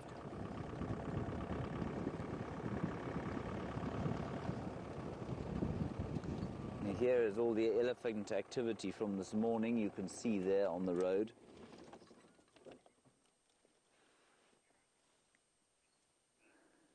There we go, and that's from the elephants we saw early this morning. And Brian, there's a hornbill there. Oh, he might be unsighted. You got him. Now, Corey, a very nice question from you. Can you judge the speed that an animal is walking from its tracks? You can, to a certain extent. The most obvious example is something like a lion. And a lion, when it is, you can tell the difference between front and back foot. And there's something in here as well, Brian. I don't know what it is. I can just hear rustling. I think it's a little Franklin. It is. Corey, with a lion, when they're walking, the back foot does not reach over the top of the front foot. So when you can see exactly where they put their front feet and then their back foot comes down behind the front foot. If they're jogging or walking quickly, the front foot, at least the back foot, eventually lands on top of the front foot. And then if they're running, the back foot will go over the track of the front foot. So that's a really easy way of telling with a lion. There's a crested Franklin in there, everybody. He thinks we can't see him, you see. But with something, there we go, out he comes. Lovely. But Corey, with something like an antelope or what else? In any of the herbivores, basically, and the predators, you can tell whether they're running or walking by the amount of scuff there is. So a running antelope, or buffalo especially, will scuff up the sand more. And you can tell from that scuff whether it was strolling gently past or whether it was running away from something. I'll try and show you the difference if I find any obvious differences. That's a really nice shot of the crested Franklin, just lurking under what we call a white berry bush, looking for seeds and insects, and maybe, yeah, I guess there could be some seeds from that white berry bush under there. Perfectly, perfectly coloured, aren't they?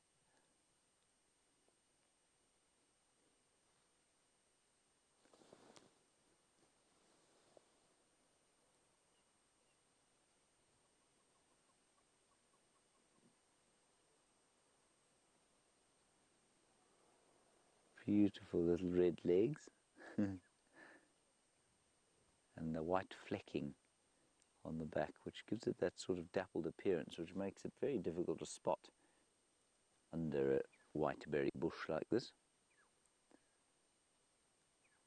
See how the eye stripe almost matches perfectly the colour of the termite mound behind.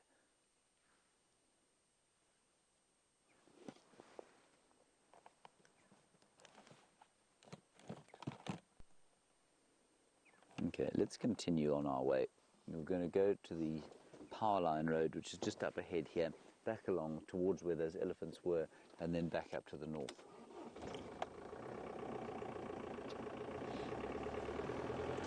It's a very nice Franklin sighting.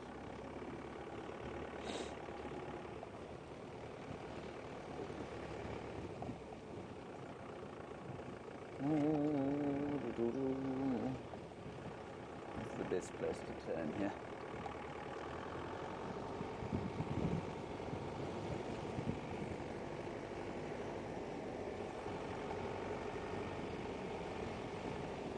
Right, let's turn up this way. Just an update on Karula. As far as I'm aware, she is knocking about.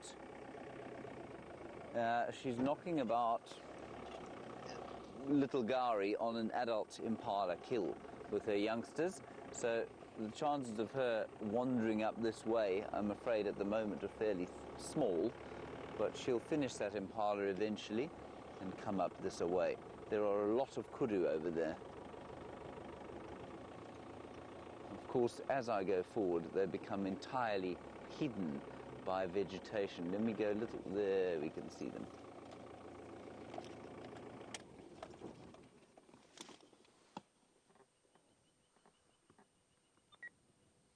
Kudu, the famous spiral-horned antelope, of course.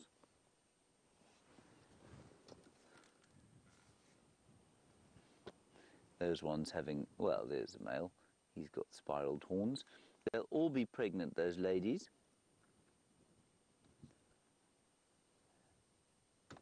And they'll give birth somewhere around the rainy season, which in theory should be in November, but could be any time from September.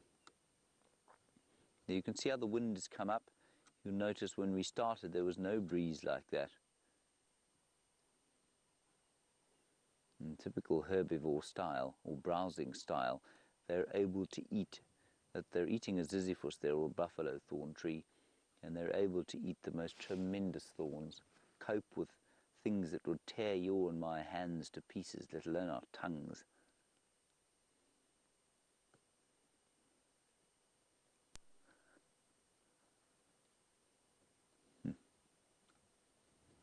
Very nice, Brian. Kudu cows, small groups they occur in, not very large.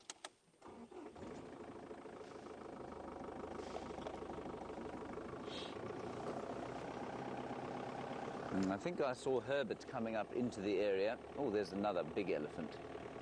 Marvellous. That is an enormous tusker. Gee whiz. Wow, Brian. He's amazing. He might be worth going around the other way to go and have a look at, everyone. That, you know what? Oh, there he turns. There he turns. He has got giant tusks. That's the biggest tusker I've seen here by a country mile.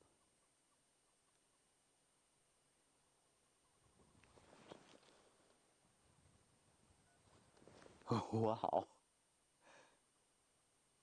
Sorry, Rebecca, you'll have to go again with that last message.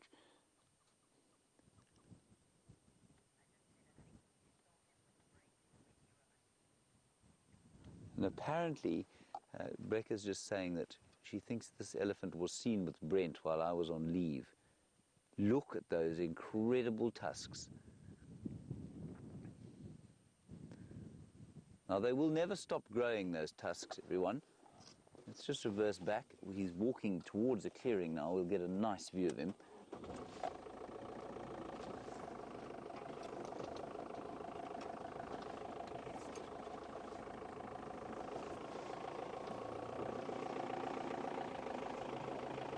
Hello, Karen. You're in Tanzania. How wonderful to hear from you. I hope it's a marvellous day wherever you are in Tanzania. You say, what is going to happen to his tusks after he dies? Will someone collect them? Depends whether they know where he dies.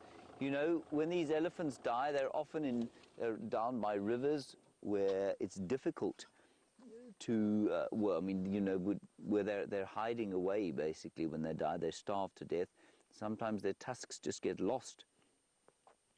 And so if he's found when he's dead, then absolutely the tusks will be collected and put in a stockpile, which will hopefully be burned.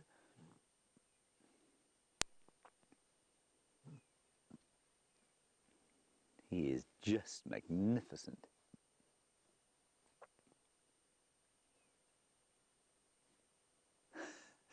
So we saw that elephant bull this morning. He was about 10 feet tall, probably weighed about 5.5 tons. This guy is at least 10 years older, I would say. His tusks are much bigger. That's a genetic thing, though. I mean, the tusks of that other fellow are never going to be this big, I don't think. Let me just back up a little bit more. And I reckon this guy's probably another half ton heavier.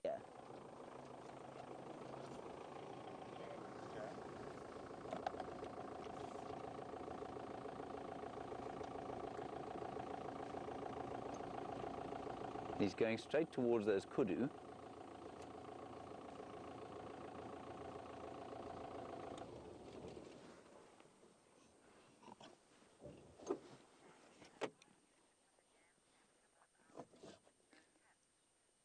That's interesting. Sandy, you say that you saw an elephant with no tusks at the dam cam just now, and you want to know how that is or why that is. It's just genetic, Sandy, in the same way that some people are big and some people are small.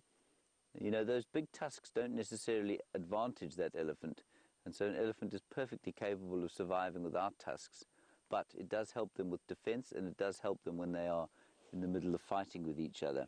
Go ahead, Brent.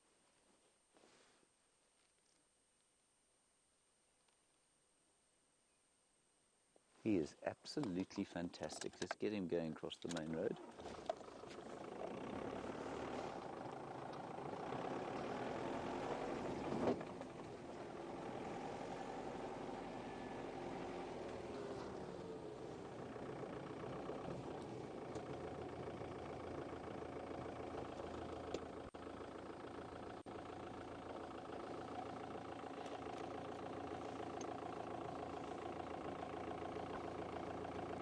I'm just going to let him come through that bush there, everybody. He's definitely watching us quite carefully.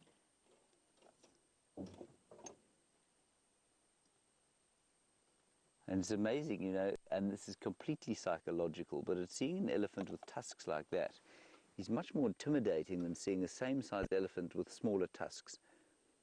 And that is there's no reason that should be the case. Well, he is in must. He's definitely in must. You can see him streaming between his back legs. He is an absolute giant.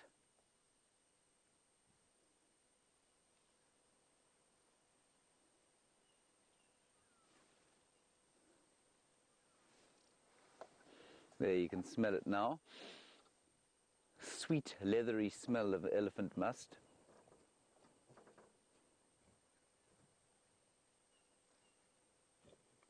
James. Go ahead.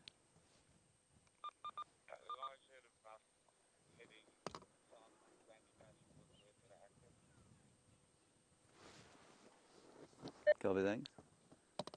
I'm not sure how long we're going to sit around here for. But let's just give him a chance to come and say hi. He doesn't look angry with us at all, does he, Brian? Not crossy.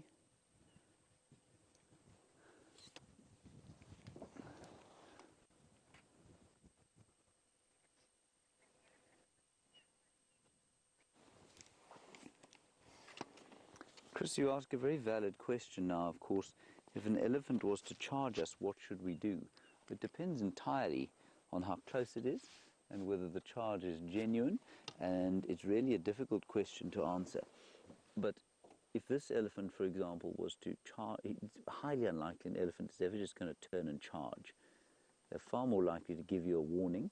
And if you don't heed that warning, then they might get irritated enough to come and chase you. But that certainly isn't the case with this elephant. Well, not yet. So, I mean, what he would do if he got cross would be to shake his head towards us. But I'll get onto that now, Chris. Let's just get a last view of him.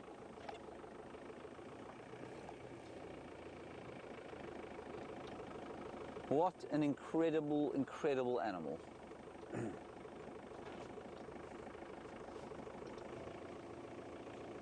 I'll get a view of him coming through here now. I think he's going to fetch up at Sydney's Dam in a little while. That's the sort of direction that he's heading. And I don't know if you can see there, but you can see maybe the urine dripping. And he loses a tremendous amount of water every day from that when he's in must, and it will mean that he has to go and have a drink fairly soon.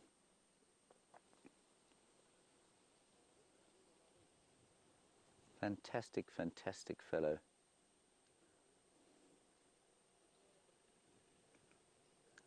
So Chris, if an elephant charges you, I mean, it's so difficult to answer. If it's a serious charge, you've got to get away. You know, you can try and stand your ground if you like, but an elephant, if it's very seriously going to charge you, well, not much is going to turn it. So your only recourse, basically, is to try and move out the way. The big thing, though, with an elephant is that they will warn you. Nine times out of 10, they will let you know that they're not comfortable with you, that they're irritated and they don't want you around.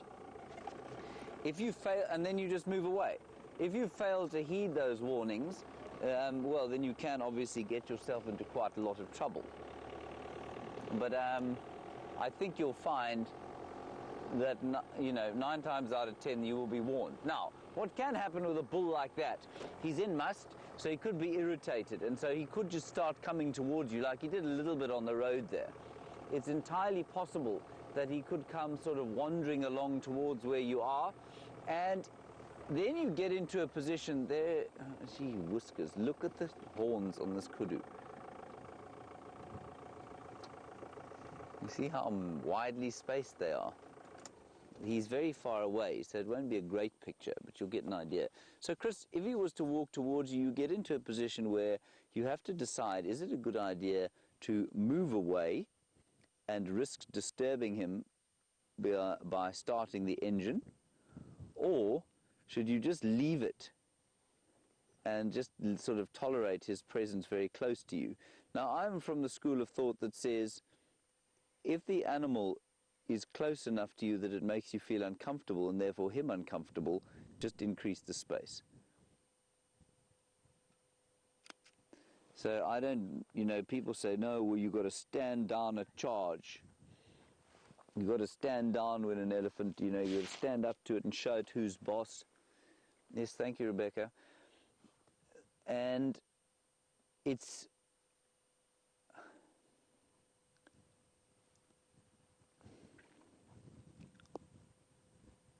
apparently that kudu is called Zeus. I'm not sure if it's the same one. Many of them, of course, have got wide horns like that.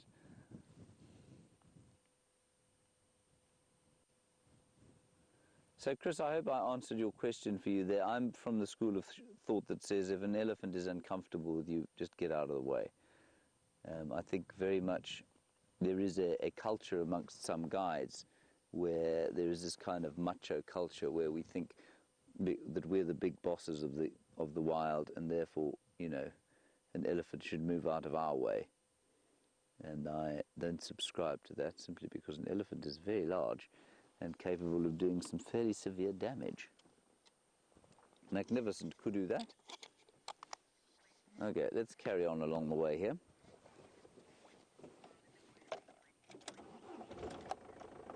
And Justin, you're wondering if there's ever been an incident in the bush where I've been genuinely scared. Yes, quite a few actually. But I mean, you're going to have incidents where you make a mistake and an elephant will charge, or you might get charged by a leopard or a lion. Normally because you've cornered the animal by mistake. So I had my very first week of guiding, I was charged by a leopard, and that was simply because I was tracking her with 2 trackers. The trackers had split up and she felt cornered. So she charged in order to say to us, just get out of the way and leave me alone, which of course we did thereafter, and I was genuinely afraid then. Elephants and buffalo specifically are the ones you really got to watch out for on foot. Buffalo mainly because they can sleep fairly soundly behind a bush, and if you give them a fright, then they can get very upset with you. If they know you're there, they're normally absolutely fine if you're moving away from them. Elephants are, I mean, I hate to use the term unpredictable because I think animals are, to a greater or lesser extent, pretty predictable, like human beings. But elephants can be moody. and they can be upset, like that bull in Must. If he was to find you on foot, he may well sort of start to follow you, and that can be genuinely terrifying. All right, let's head across to Jamie. Let's get an update on her tracking. I do hope she finds those cats.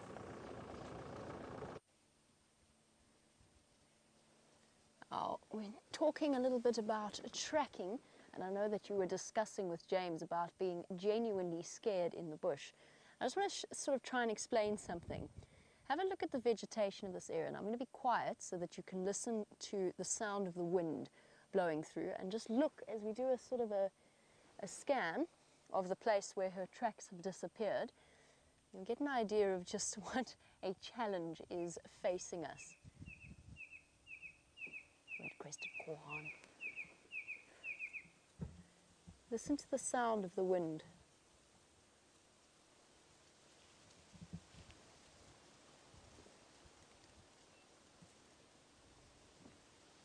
And this is what we call, somewhat affectionately, only ever so slightly joking, this is what we call getting scribbled weather. And what that means is that you can't hear and you can't see, the wind's howling, the animals can't hear you, they can't smell you, and you have an enormous chance in this kind of weather of bumping into something like a buffalo or an elephant. And you can see how little visibility there really is in this particular spot, and this is where her tracks have actually disappeared. I had this brief moment of suspicion that she might be hiding in the old reservoir that is off to our left. Now, I didn't really want to go and stick my head in there and be faced with an angry leopard, and they do enjoy this kind of spot. So I just chucked a log into the middle of it. It's just a small stick into the middle to see if there was anything there. There isn't, but that's exactly where her tracks have headed.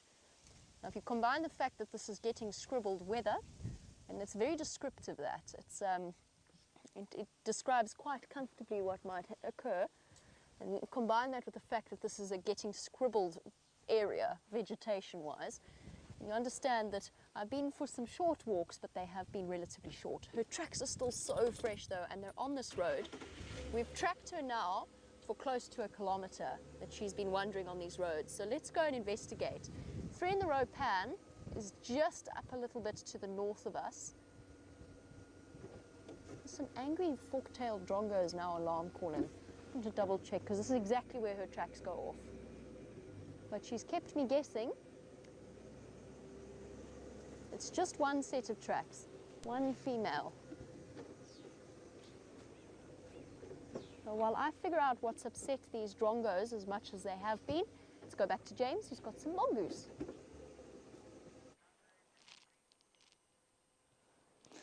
Isn't that wonderful? Look at that, from that very, very large elephant bull down to these tiny little dwarf mongoose. And they're huddling there because in the same way that kids on a playground might huddle, I suppose, cold. And they just want a little bit of sun before they go out foraging to see what there is for breakfast. All huddled close together because the wind that has come up is a chilly one. And they don't like to be cold, these little mongoose. You can see their eyes shining in the sun. Now, I've been through this before, but I always think it's quite interesting. We've just seen that big elephant bull, and, you know, he weighs about 6 tons, 6,000 kilograms, and one of these dwarf mongoose probably weighs about 600 grams, so that's 100 times less than a... No, it's much less, it's much more than that. Hang on. Let me just work this out. 0.6 times 1, 2, 3, 4, it's 10,000 times less than an elephant. 10,000 of those little mongoose will go into that big elephant bull. And there's a reason that they need to huddle in a chilly wind like this, and that elephant does not. That elephant doesn't get cold. Not in any way the same as these mongoose do, and that's because he is bigger, and that means that per his surface area, because of his surface area, he cools down much more slowly and he heats up much more slowly than an animal like this. So these little mongoose will lose heat very fast when it's cold, and they'll gain heat very fast when it's too hot. And so their ability to balance temperature must be mitigated by this kind of social huddling behavior, by the ability to live. That's probably to a large extent why they live in termite mounds, because the temperature inside a termite mound is largely regulated. It's very cleverly designed by the original builders, the termites. And so the temperature inside is regulated. It never gets too cold, never gets too hot. And that's why you'll find, you know, dwarf mongoose and many other small animals living either underground or in termite mounds.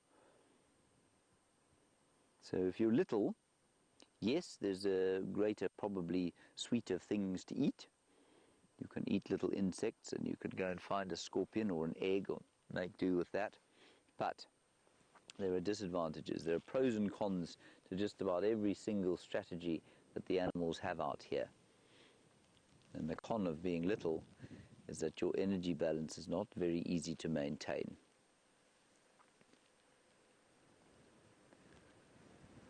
And I always like this term. It's called the mass-specific metabolic rate. So if you really are feeling very awake, I'll explain what that is. What it means is that for every gram of mongoose, far more energy is used than for every gram or ounce of elephant. So 1 ounce of mongoose uses much more energy than 1 ounce of elephant. And that's because of that surface area to volume ratio. And so the surface area to volume ratio of a mongoose is that much higher than that of an elephant. And that's why you find that a mongoose loses so much more heat and therefore must eat much more and therefore has a much higher metabolic rate than something like an elephant. You can completely discount that if you found it boring. Physiology is not for everybody. In the same way that death metal isn't for everybody, right, Brian? Exactly. Yes. Melodic death metal. Melodic death metal. I wonder if these mongoose like melodic death metal, Brian. Yes, they do. You think they do? Obviously. I'm not so sure about that. Although I can see them listening to melodic death metal. But maybe on a Saturday they like a Mozart piano concerto. Most likely. That elephant definitely likes Mozart. I've got no doubt about that. He's definitely not into melodic death metal. Right, we've come back sort of to the area where we were originally. The monkeys were shouting over there. Brent is in there on foot now with Herbert. And, you know, they can do a proper traverse of the area, and maybe they'll find some tracks, or maybe even whatever animal it is that they were shouting at, them irksome monkeys.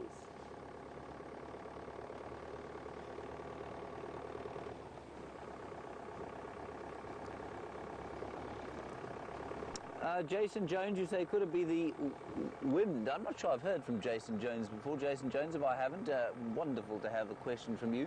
You say, could it be the wind that's affecting where I'm hearing the alarm calls from? Absolutely, definitely, and certainly when I started hearing them, I couldn't pinpoint where they were, but I then saw the monkeys. So I could see exactly where they were, and I could see exactly where they were looking. So, you know, yeah, then I didn't have to worry too much about the direction of where I was hearing the sound coming from. But yes, the wind will absolutely make a big difference. And when I was off on foot, just kind of creeping around, when that wind came up, I stopped immediately just to stop and listen and make sure that my ears were kind of readjusting to the new atmosphere. Because if you don't do that, you can find yourself blundering into something. A, because they won't hear you, and B, because you won't hear them. So in the wind, you've got to be very careful about how you walk. You've got to be very aware of which way the wind is blowing. Which of course goes back to the question of, have I ever been genuinely scared? And, you know, it's so closely tied up with how comfortable you feel in an area, and how comfortable you feel in an area is so closely tied up with how well you understand it and how well you've been trained to cope with it. And there's no question that when I started doing this job and we had to walk around, you know, on our own in the bush, It was tremendously intimidating. I found it terrifying because I'd come from the city. I knew nothing about the wild. I had some theory from university, but as most of us are coming to realize, the theory from university is great if you're reading books, but almost completely useless in practice. And so I was genuinely afraid, and as the years have gone by and I've spent more and more time on foot in an area like this, so it is that it's become much less terrifying, and that's simply a function of understanding more about where I live. I've always maintained that anybody who comes into this area to work and doesn't feel some sense of, maybe not fear, but a sense of nervousness is deluding themselves. In the same way that were I to walk down a street in, say, the Badlands of Detroit. Oh, Brian spotted a bird. You know, if I was to do that in complete ignorance, then I probably wouldn't be afraid. But if I was to do it knowing what the crime statistics are there, well, then I'd probably be scared. Now, that's a batelier, everybody. And just appreciate the skill that that bird has. The wind is blowing strongly now from the southeast. It's changed direction from this morning's wind as the front has hit us. And it's not easy to fly. It's gusting, it's not consistent, and that bird is making hundreds of little tiny adjustments to its feathers all the time in order to stay balanced in the air. And you can see it almost kind of losing its balance regularly. But then it makes a whole lot more unconscious, completely unconscious adjustments. Brian, there are elephants running behind us. Hang on, let me just reverse. Ah, there's a big bull elephant. It's the elephant bull that we saw this morning. He's trying to get it on, as it were, with a young cow. Oh, goodness gracious, look at this, Brian. James.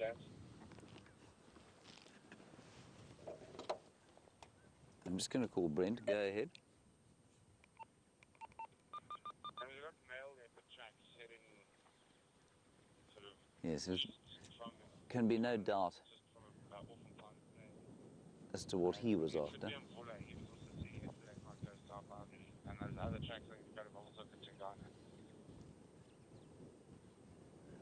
Copy that. Just go again with position.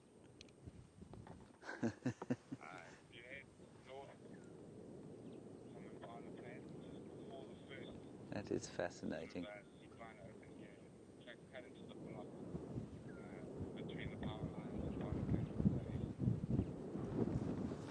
Okay, copy, thanks. So, he is, Brent's just saying he's got tracks of a male leopard in the bush there somewhere. This elephant bull is in must, and he's trying to, obviously that female's probably coming into maybe her first estrus. She looks about 9 years old, and that's when they will come into their first estrus. He will harass her and irritate her and be physically very intimidating to her, but he cannot mate with her unless she wants to mate, because she has to stand still, otherwise it becomes impossible. I think that other herd, that other bull, is tracking the same herd, and he's in must. And if that other bull comes across this youngster, there's going to be trouble.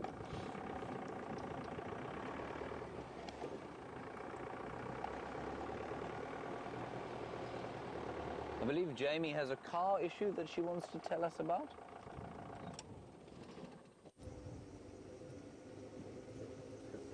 Well, judging by the clouds of dust that are billowing about, plus the curious noise emanating from Rusty's front right, I have concluded, also I can see, that we have acquired a passenger in the form of a very large stick that is wedged underneath the car. So bear with me 1 second while we attempt to pull this one out. It looks very firmly wedged in there. I'm hoping that it might be easier than it looks at present. Oh, it's positively an entire tree. Oh dear. Oh. That was easier than I expected. Pretty impressive branch we've been dragging along with us, leaving a very curious drag mark for some unsuspecting tracker to have to follow. Well, that should improve the dust situation somewhat. I've tried and tried to find this leopard. I think I'm going to move on for now, go and check the waterhole around the Cheetah Plains clearings, and then carry on and kind of return back in that way to circle around. It's very frustrating because I know that she's hidden there somewhere, but it could well be that in this weather she found herself with a perfect hunting situation. Very windy, very difficult to hear, and for the same reason that I was feeling relatively nervous walking in those monkey orange thickets, for the same reason that a duiker or a steenbok or even an impala might feel exactly the same. And there's a good chance that she's just hiding up somewhere in that block with a kill underneath a tree somewhere. I'm gonna have to, if I don't find her tracks coming out towards in this direction, then I'm going to jump off and go for another walk in that block. Now while we search, it seems as though James is having an elephant-filled morning, and he has more to show you.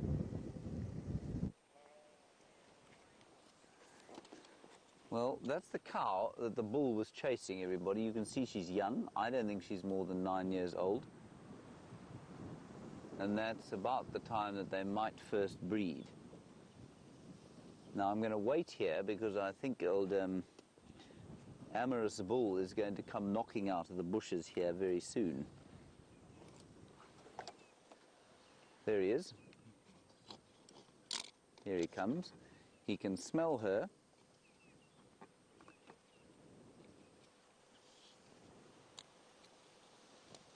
Might have to move back, but I think he'll probably, let's see what he does. Here he comes. Leave her alone, you nasty brute. So I'd say he's about 10 years younger than the other fellow.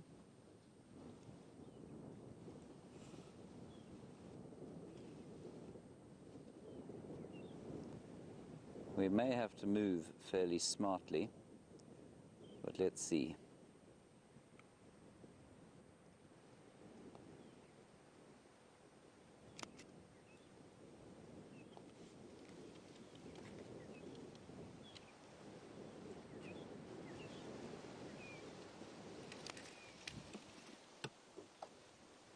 No, he's going to go on the side of us. He is massive, massive, massive. How was that, Brian? That was fantastic. That is so cool. I think I'm going to have to take a picture of him, everyone.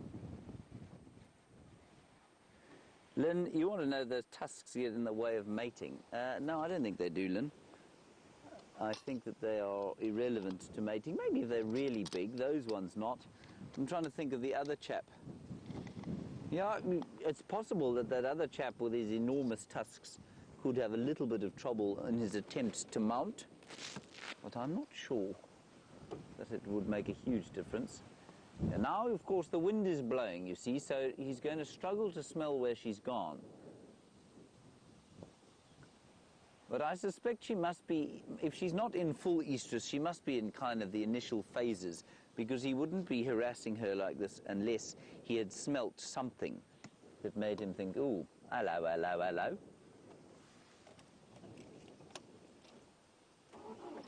They also may already have mated, of course.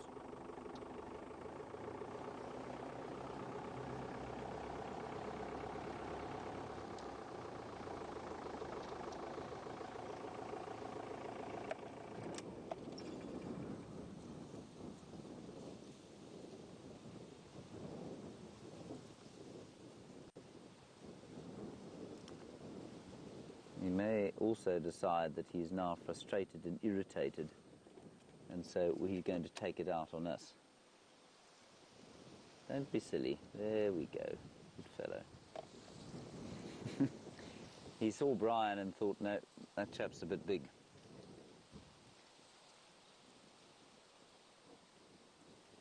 Wonderful. Fantastic sighting.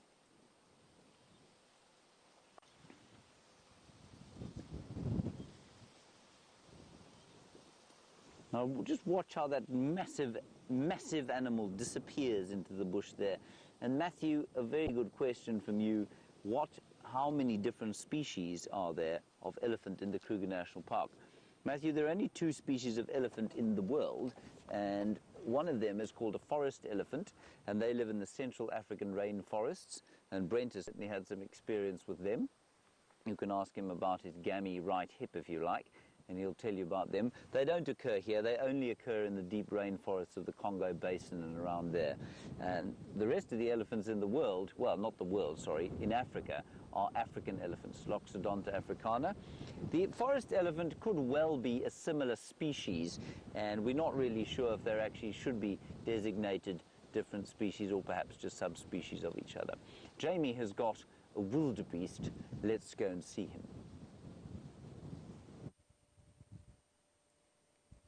Everything today is thoroughly nervous, including, I don't really know if this is Normless Norman or Normal Norman, the GNU. I know that Brent has named both wildebeest males that hang around the Cheetah Plains area. But we're in the sort of the halfway point between Gormless Norman, no. What's his name again? Oh, I've forgotten now. Normless Norman, that doesn't make any sense. Anyway, never mind. It's one of the wildebeest males that has been guarding the territory. Normal Norman, and his other one, is a bit further to the south, and the 2 of them tolerate each other, but we found ourselves right in the middle of the no man's land between the 2 of them. I don't lay claim to that name, that was Brent. We're going to carry on. I'm not going to follow the wildebeest. We're going to go and see if we can't find the harrier hawk that just came flying past. A gymnogene or a harrier hawk, one of my favorite birds to watch. It was being thoroughly mobbed by a group of crested, oh goodness, what are they called? Lapwings, sorry. Had a serious brain freeze moment there. It's the wind. It's blowing all my thoughts straight out. Now, these 2 guys, along with several others, along with the Senegal lapwings, were mobbing the harrier hawk as it flew through. Oh. You can hear them and the lapwings. There we go. Here's the crested lapwing, pottering along. Now, speaking from experience, they can be exceptionally defensive of their nests and their babies, and gymnogenes and harrier hawks are renowned and specialized nest raiders. But they made sure that that harrier hawk did not stick around in any way, shape or form, and they chased it off towards the more southern open area of the plains. So let's go and see if we can't find it. Still at the same time double checking for wherever this leopard went. Her tracks haven't come out here as far as I can tell, but with all of the animals moving backwards and forwards to the water, they might just have walked over her tracks. So we'll keep an eye out for them, and of course whenever we come to this area we always start to look for tracks for cheetah. We've got the 2 male cheetah that hang around a lot in this area. Where did you go, Gymnogene? I sympathize though with that harrier hawk, having been attacked by the lapwings myself as a child, running through and accidentally disturbing the area where they nest. They will come down and they will pick you on the head. They've drawn blood from my head before, so I do understand its reluctance to hang around.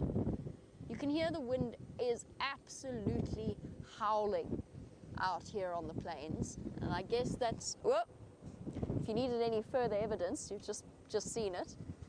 I'm not even sure my hat's going to stay on for any extended period of time. And this, I think, is the beginning of the cold front on its way. Those wispy cirrus clouds on their way. Cape Town once again sending us their horrible weather.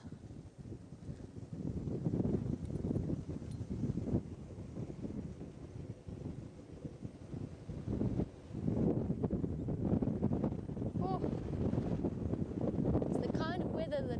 just want to run and hide, and it has exactly the same effect on the animals of this area. Cheetah Plains is completely devoid of mammal life at the moment. Everything is hiding away.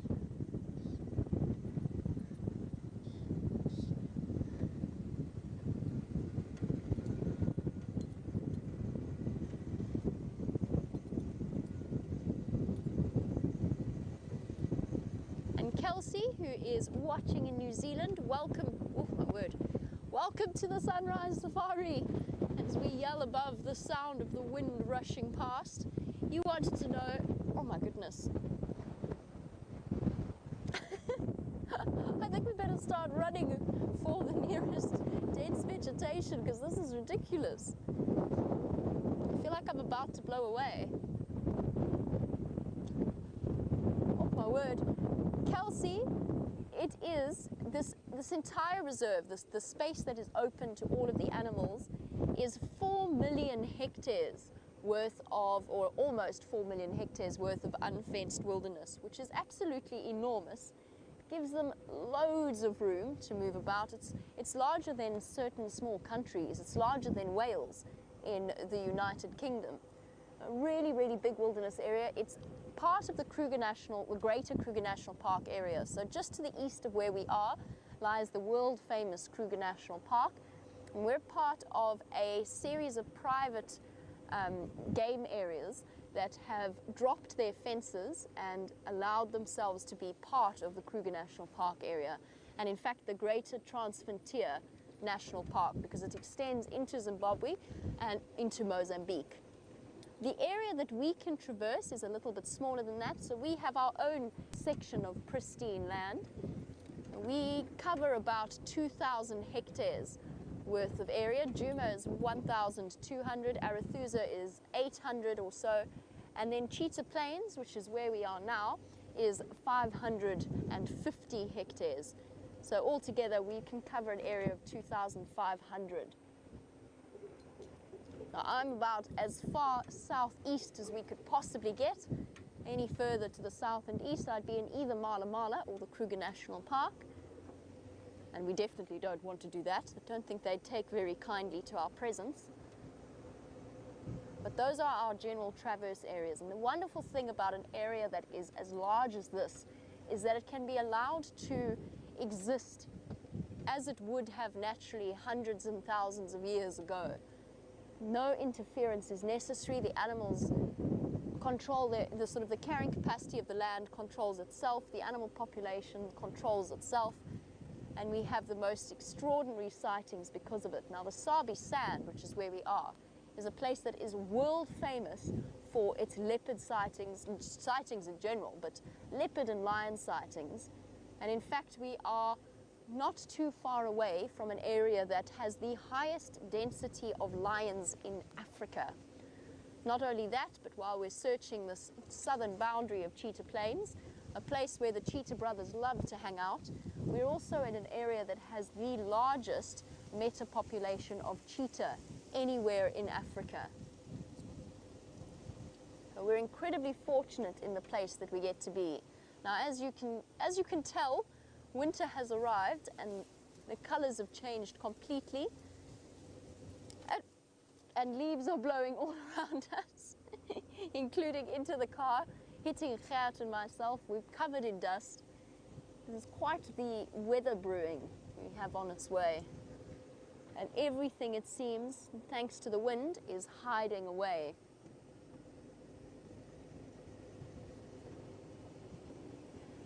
Now, speaking of the cold, Cindy was wondering if there are any animals out here that love it. And the answer is probably yes, actually. I would say that most of the larger animals enjoy it.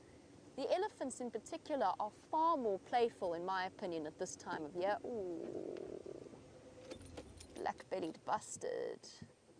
Cindy, I'll get back to your question in 1 second. Here's a fun bird for us to have a look at. Wandering about. We heard its cousin earlier when I stopped and talked about the fact that it is quite scary out here in this kind of weather.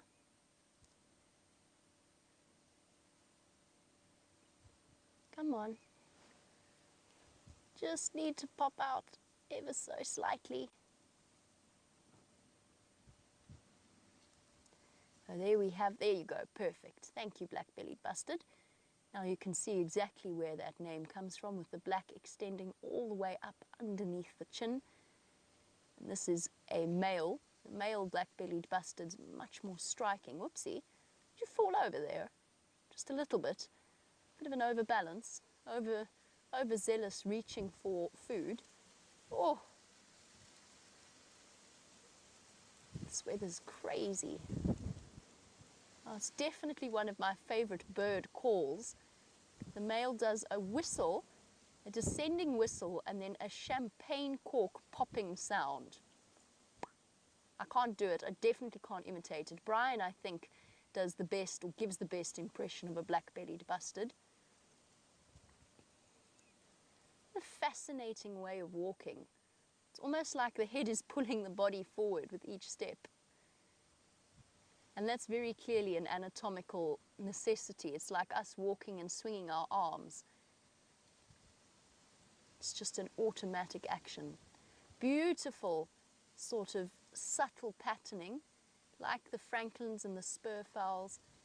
It's very useful camouflage. And with the earth as brown and tan as it is at the moment, you can see how well that would work as a camouflage method.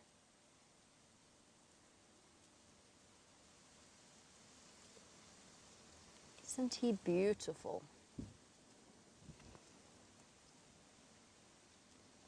Long, strong legs, immediately pointed out as the cousin of the largest flying bird in the world. And that is the Kori bustard, or at least the heaviest flying bird in the world. Now, we could see a Kori bustard out here. I haven't yet, but it is on my wish list, and the plains of Cheetah Plains, I think particularly in summer, will be a good place to come and spot them. Now, this is a relatively large bird, but the Kori bustard, its cousin, can reach up to 17 kilograms, so 35 odd pounds, which makes it the heaviest flying bird. But with those long legs and very large feet, clearly gives the impression that this is a bird that spends the majority of its time walking on the ground. And there he goes.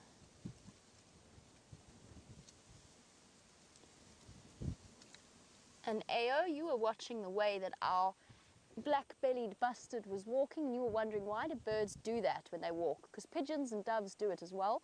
You're wondering if it is for balance. Probably yes, to a degree, but I think it's a muscular and skeletal structure that kind of has evolved to balance out the way that the bird walks. That forward, almost looks like its head is pulling its body forward as it wanders along. But what I meant when I compared it to human beings is if you walk naturally without thinking about it, because if you think about it too much, it starts to feel really strange. But when you walk, you swing your opposite arm as you walk along. And I'm pretty sure that the bird's head bobbing is exactly the same in the way that it's adapted to the physical thing. And we swing our arms partly for balance and partly because it just works that way with the contraction and the relaxation of the muscles. And the same would apply to that bird that has now disappeared. And I'm going to try and seek some shelter, I think. This wind is absolutely howling. You could see as we were watching that black-bellied bustard, the leaves skittering across the ground like that, making a great deal of noise. Now, Cindy, I was in the process of answering your question before I got distracted by that bustard. And that was whether any of the animals enjoy the cold. And of course, they're not able to tell us that, but by the behavior of the elephants, they're a lot more playful and actually quite a lot more relaxed in weather like this, because an animal that is that big does feel the heat quite badly. And you know that the elephant's ears are a fantastic air conditioning unit with all of the blood rushing through the capillaries and blowing about. Oh, this is ridiculous, this weather. But the same applies to lions as well. Lions, as you know, have very poor methods of cooling down. It's one of the reasons why they're very inactive during the day, or very seldom active during the day. And it's because that if a lion's body temperature overheats by a degree in centigrade, then they could actually die. It's 1.5 degrees to a degree. They actually find themselves in serious trouble. So a lion would prefer weather like this. Leopards definitely do. The only thing that it means for lions and leopards is that there's a bit less in the way of cover, but again, their coat color is geared towards hiding in this kind of environment, sneaking up on things. And I'm sure that leopard watched us drive past earlier. My goodness me, it sounds as though Mr. Henry is really having an elephant-themed morning. So while we continue to go back to the place where I last had the leopard tracks for the last few moments, let's head across to James.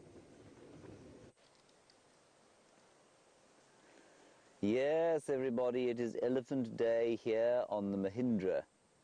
Now, while we look at these elephants, of course, we have to come up with a name for our new Mahindra.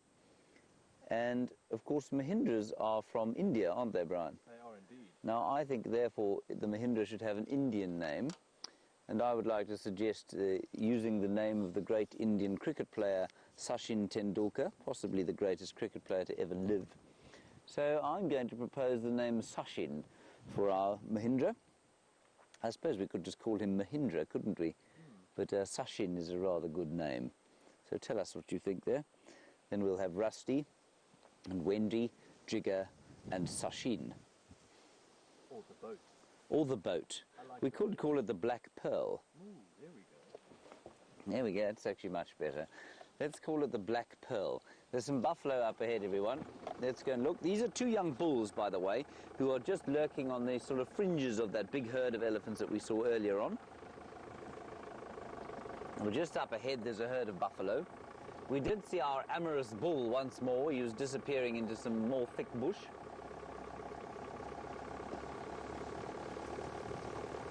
I say there was a herd of buffalo. I saw 3 or 4 here and assumed it was a herd. They have now, of course, disappeared.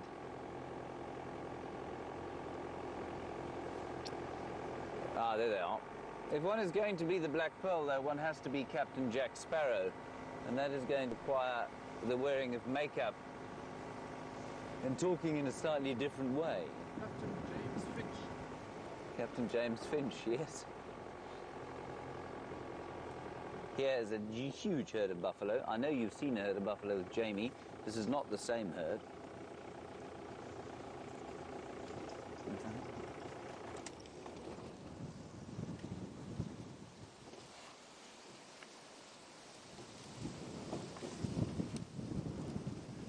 Oh, the wind doth blow, Brian, with a great enthusiasm.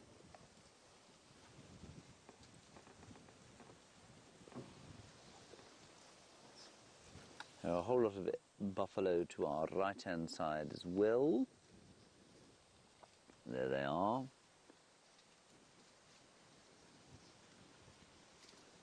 And I'm continuously amazed by the buffalo in the northern Sabi sands, which remain quite nervous of vehicles no matter how many cars they see. I have been into buffalo sightings in the south of the Sabi sand where you can get into them, and I mean, I had a tracker once with the most amazing sense of humour, and he slapped one of them on the backside. I mean, that's how close we got. You won't ever get that close to these ones. They're always slightly alarmed.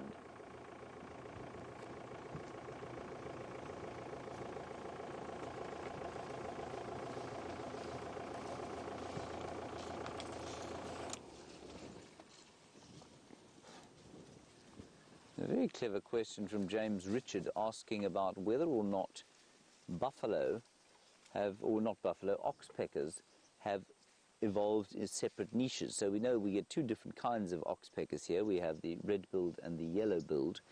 And James, you say, is there any reason they would have evolved into 2 different species? James, they do have a slightly different feeding technique.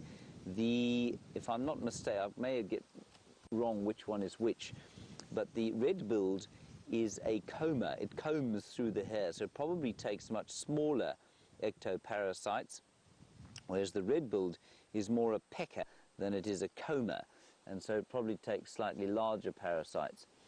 And I think that's all it is. It definitely is a slight separation of the trophic or feeding niche. And they also live in slightly different habitats normally. We're in an overlap area here where they tend to, they both occur. The further north you go, so the more the yellow-billed replaces the red-billed, until you get up to an area like Phalaborwa or north into Pafuri, where there are far more yellow-billed than there are red-billed, and they just seem to be able to cope in slightly drier areas than the red-billed does. Not sure why or what part of their physiology allows them to do that. This is a very large herd of elephants, at least buffalo. I would watch out at the Djuma Dam Cam. These chaps may well come past there to have a drink. I'm just going to ease forward because they're crossing the road in front of us.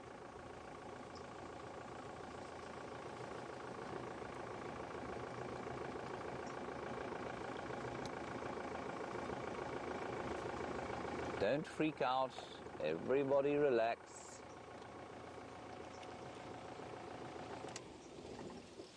And Greg, I was talking about ectoparasites and ticks, and you want to know if ticks here carry Lyme's disease. Greg, they don't. They carry something called tick bite fever, but we don't get Lyme disease here in the same way that you do there in the United States. And tick bite fever is imminently curable with just a very short course of antibiotics. So it's nothing like as serious as Lyme's disease, which I know can be very debilitating.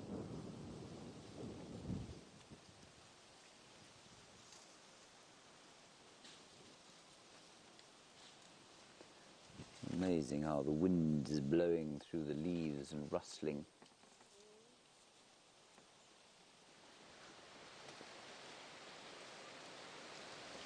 Just listen to that.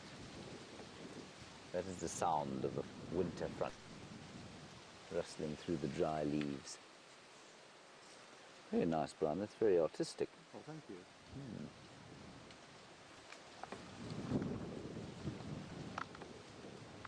And Shamsun, nice one from you. Are you wondering, is it unusual that we're not seeing so many young calves? Is it the wrong time of year?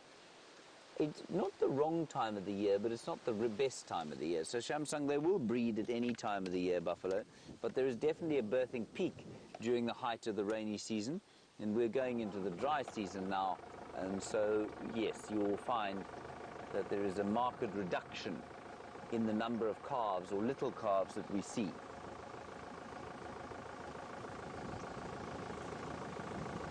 Oh, I'm getting dust in my eyes, Brian.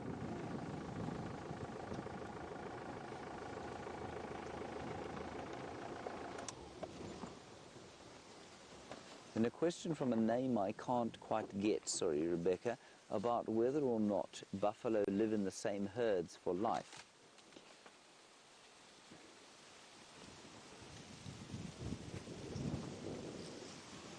Ah, debt. That's an interesting one. I don't think I've had a question from you before, debt. Debt, you want to know if buffalo live in the same herds for life or if they change it up a bit when they get bored. Debt, you'll find that they do live in the same herds if they're females and youngsters. The males will go off and normally or live on their own for a while, or they'll go off and join another herd when they sort of reach their prime. So the females and youngsters will stay in the natal herd. But a big herd like this, remember, is not always together. A big herd like this is only this big, probably because of the winter time.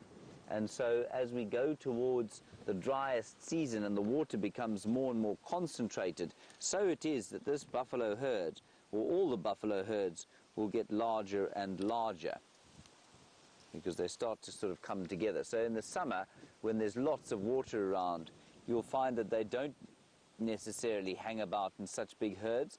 They'll normally in this area be herds of sort of 50 to 100, I've found. You'll read differently, but observation would suggest 50 to 100 is about the maximum.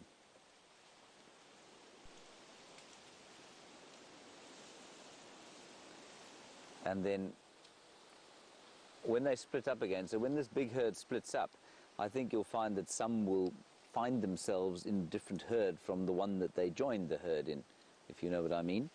So I don't think it's a particularly... It's not like an elephant herd where the family bonds are incredibly strong.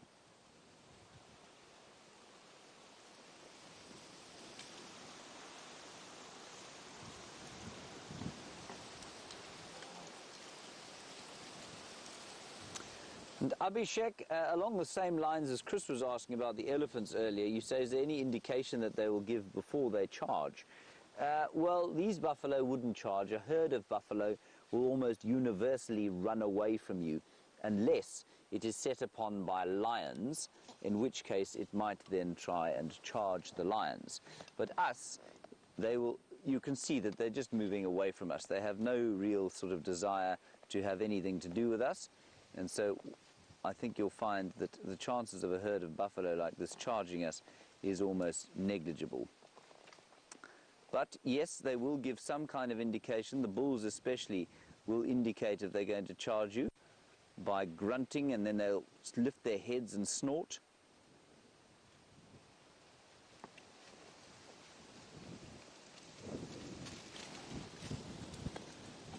And the herds won't, though. They'll just make a big noise.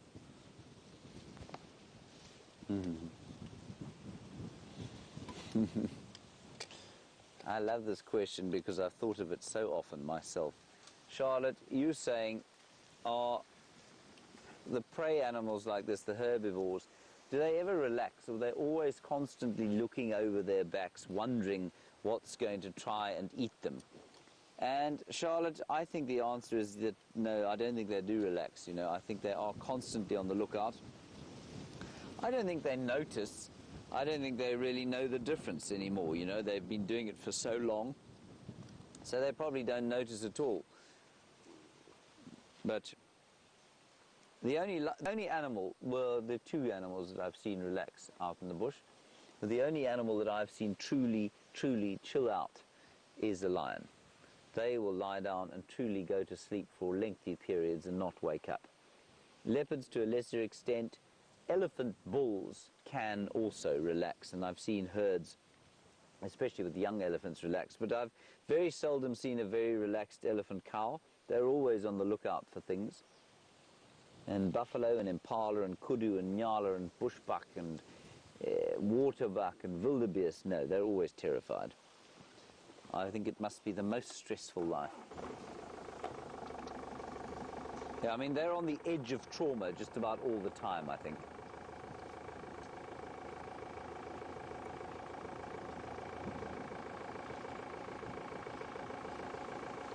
A magnificent herd of buffalo.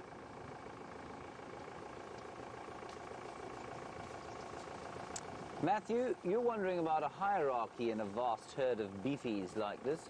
Do they have a hierarchy? Matthew, they do. It's not very strictly enforced, but they do definitely have a hierarchy. And what you'll find, we're right in amongst them now, this is wonderful.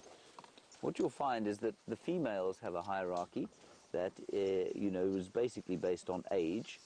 It's not, like I say, particularly well or definitely held or maintained, but it is definitely there. And the bigger females will be the ones that lead the herd when they move. The bulls definitely have a hierarchy, and that is enforced. But that's simply over mating opportunities that they have a hierarchy. It's not like a... I mean, it's nothing like the hierarchy in a hyena clan, where each one's got a sort of stratified position within the group. And the female one, I think, is based largely on age. I don't think it's enforced with too much violence. But the bulls are pretty violent with each other.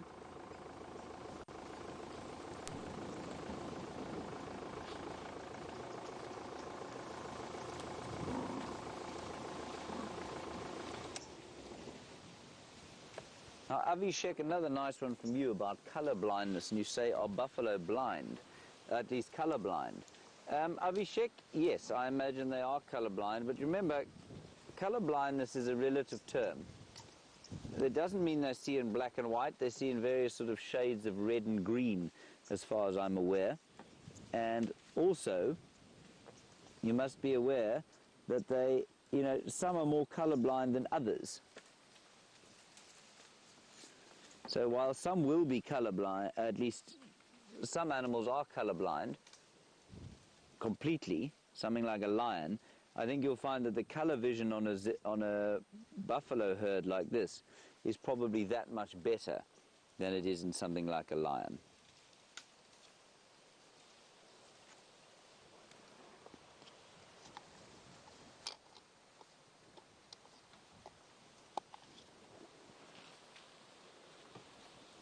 So they don't see in black and white, and that's an important thing to realize. Let's carry on a bit.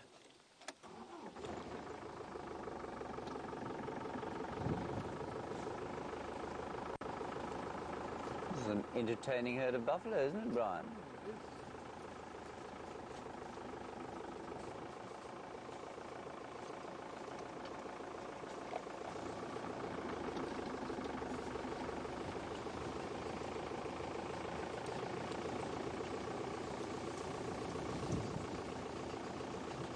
It's getting a very kind of pale wintry sky now.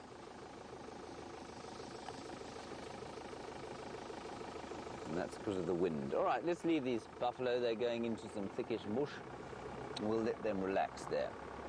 Let's go and find out what's happening with those tracks on Cheetah Plains.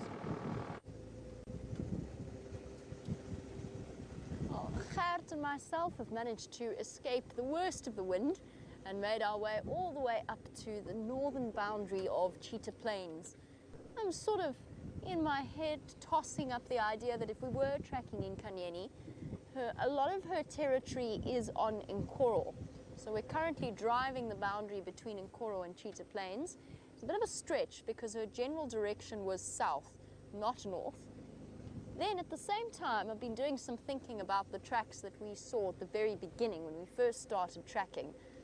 And I'm convinced that those were male tracks. So at some point, maybe or maybe not, the female leopard and the male leopard met up last night and then went in their different directions. That's pretty standard leopard behavior. If the female's not in estrus and she happens to encounter the male that's in the area, she might have had a good sniff, he might have had a good sniff, and then off they go their separate ways. Leopards are not sociable creatures unless they are either in estrus or mating or with a cub or two. I think that might have been what had happened, and that there's also a male somewhere here, and I think the male might have moved off further north towards Nkoro. But at least we found ourselves a good place to start, unless she pops out right now. We found ourselves a good place to start for the sunset safari, and hopefully she decides to come out of that awful, awful block that she wandered into. It just made tracking her so difficult in that monkey orange thicket. And even if we had found her, getting to her would have been a different story altogether. But perhaps she might decide this afternoon that she's thirsty, come out for a drink or something similar. This is perfect leopard hunting weather, with this wind howling like this.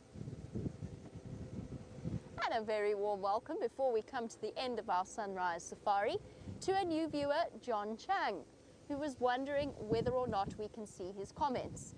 We can, and welcome to our live safaris. I hope that you will find yourself as addicted as some of our other viewers have found themselves. We are on every day, twice a day, for 3 hours in the morning and 3 hours in the afternoon. I'm not sure exactly where you're watching from, John, but we will be able to see us twice a day, unless something goes wrong with our stream, but that very seldom happens. Welcome you to our safari, and I beg you to keep on watching and to tell all of your friends about these live safaris. The more viewers we get, the more extraordinary things we will be capable of accomplishing. It's fantastic to have you on board, and I look forward to sharing some of the stories of our most famous animal characters, from the lions to the leopard that evaded us this morning. I haven't given up yet though. There's still a few minutes, there's still a few moments. She might just pop out. You never know. The joy about these live safaris, John, and to any other new viewers, is that they are live, which means we can't plan and we certainly can't script. We cannot edit or change the facts. We show you exactly what is happening and we try and share what we guess has happened while we've been away. It's probably the truest reflection of wildlife in this area that you will ever be able to watch. And the joy, of course, is that people from around the world can watch from the comfort of their armchair or couch or sturdy, ergonomically designed, back-supporting study chair and watch us track leopards and lions and all kinds of wonderful things.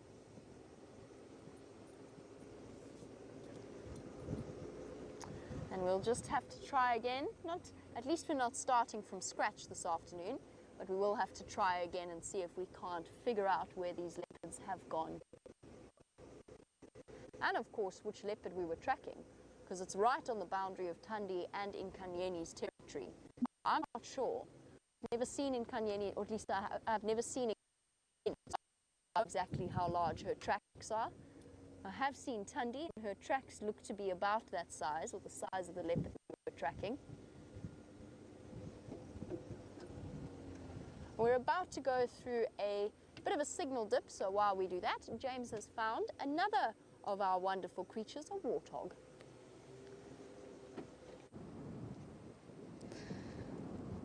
Here be some piggies, everybody.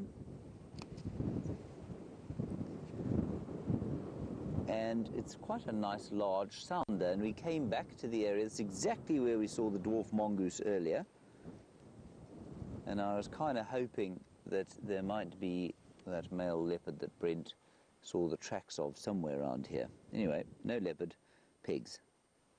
Pigs are good, aren't they, Brian? Pigs are great. Everyone likes pigs. I love pigs.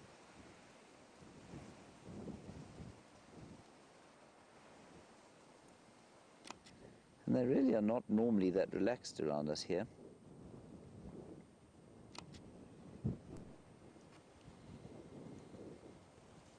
So it is quite nice to have them as they are. They will be very wary.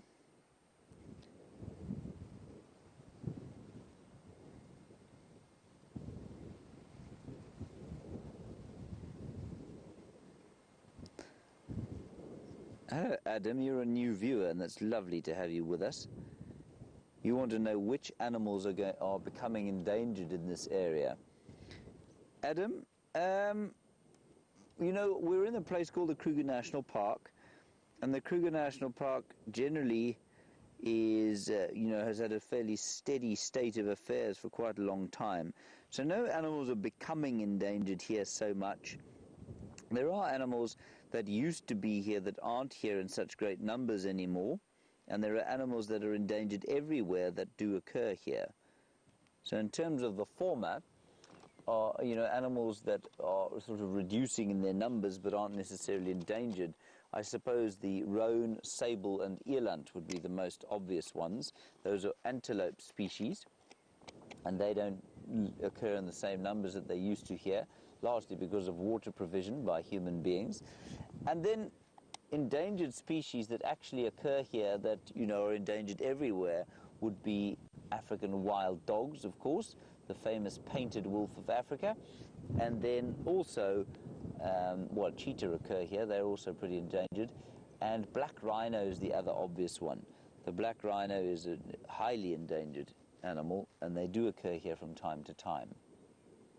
But in terms of something going sort of extinct over here, no, I think we're okay on that score. But welcome, Adam. Lovely to have you with us, and I hope that you will continue to watch and mainly continue talking to us, because it is so very good to hear from all of you from all over the world. Astounding that we're able to do this.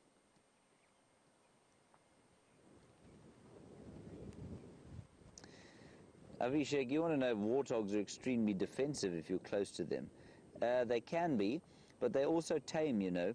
They tame really well. So at some lodges you'll find warthogs on the sort of lawns. And they come up and they eat the fresh grass on the lawns, and you can get pretty close to them. And if you adopt a young one as a piglet, they tame readily. And they will sort of be like a pet, pretty much. So they're not that defensive. But if you happen to trap one of them, say in its termite mound by mistake, you can get into a lot of trouble. And you do hear stories of people being knocked over by warthog, given a fright, that come bursting out of their burrows in a termite mound, and they knock people over. They wouldn't maul them, but they would do some damage.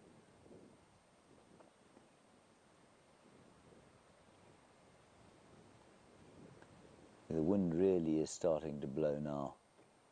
As Brian was saying, probably a windy afternoon followed by a very chilly Sunday morning tomorrow. Not so, Brian? Very freezing. Well, we've hardly had a winter so far, so I suppose we should expect one at some stage. Not entirely unusual to have winter every year, is it, Brian? Not that unusual. No, it's normal. We often have winter.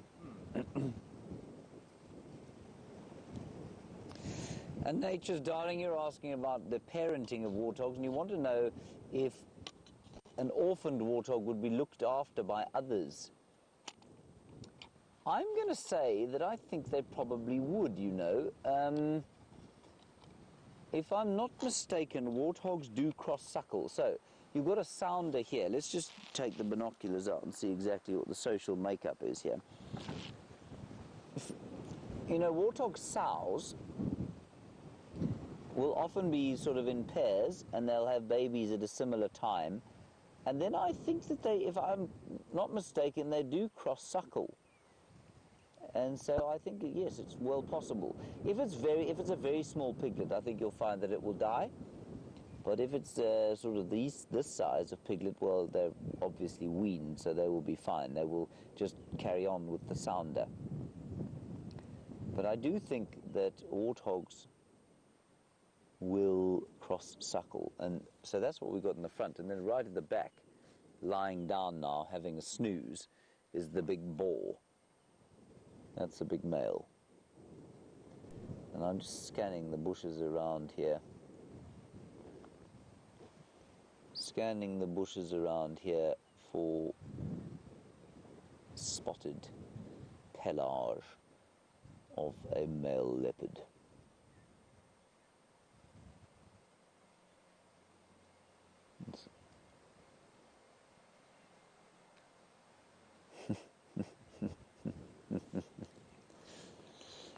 Hello, Lion Eyes from Texas. I see that you are particularly concerned about Hoppy. Hoppy, of course, is Gendre's new name because he's managed to damage his foot again, and you want to know if he's managed to seek medical attention. Yes, we sent him to the doctor yesterday. The doctor gave him 7 kilograms of various medications to take, which we are hoping is going to solve the problem. If it doesn't, I have offered to cut his foot off for him. He looked a little terrified and went into his room after that happened, but we think he's going to be okay.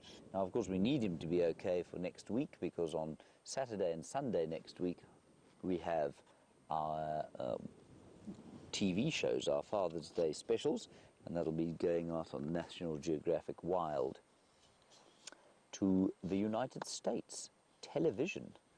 We get to be stars, Brian. Right, that's it from us, everybody.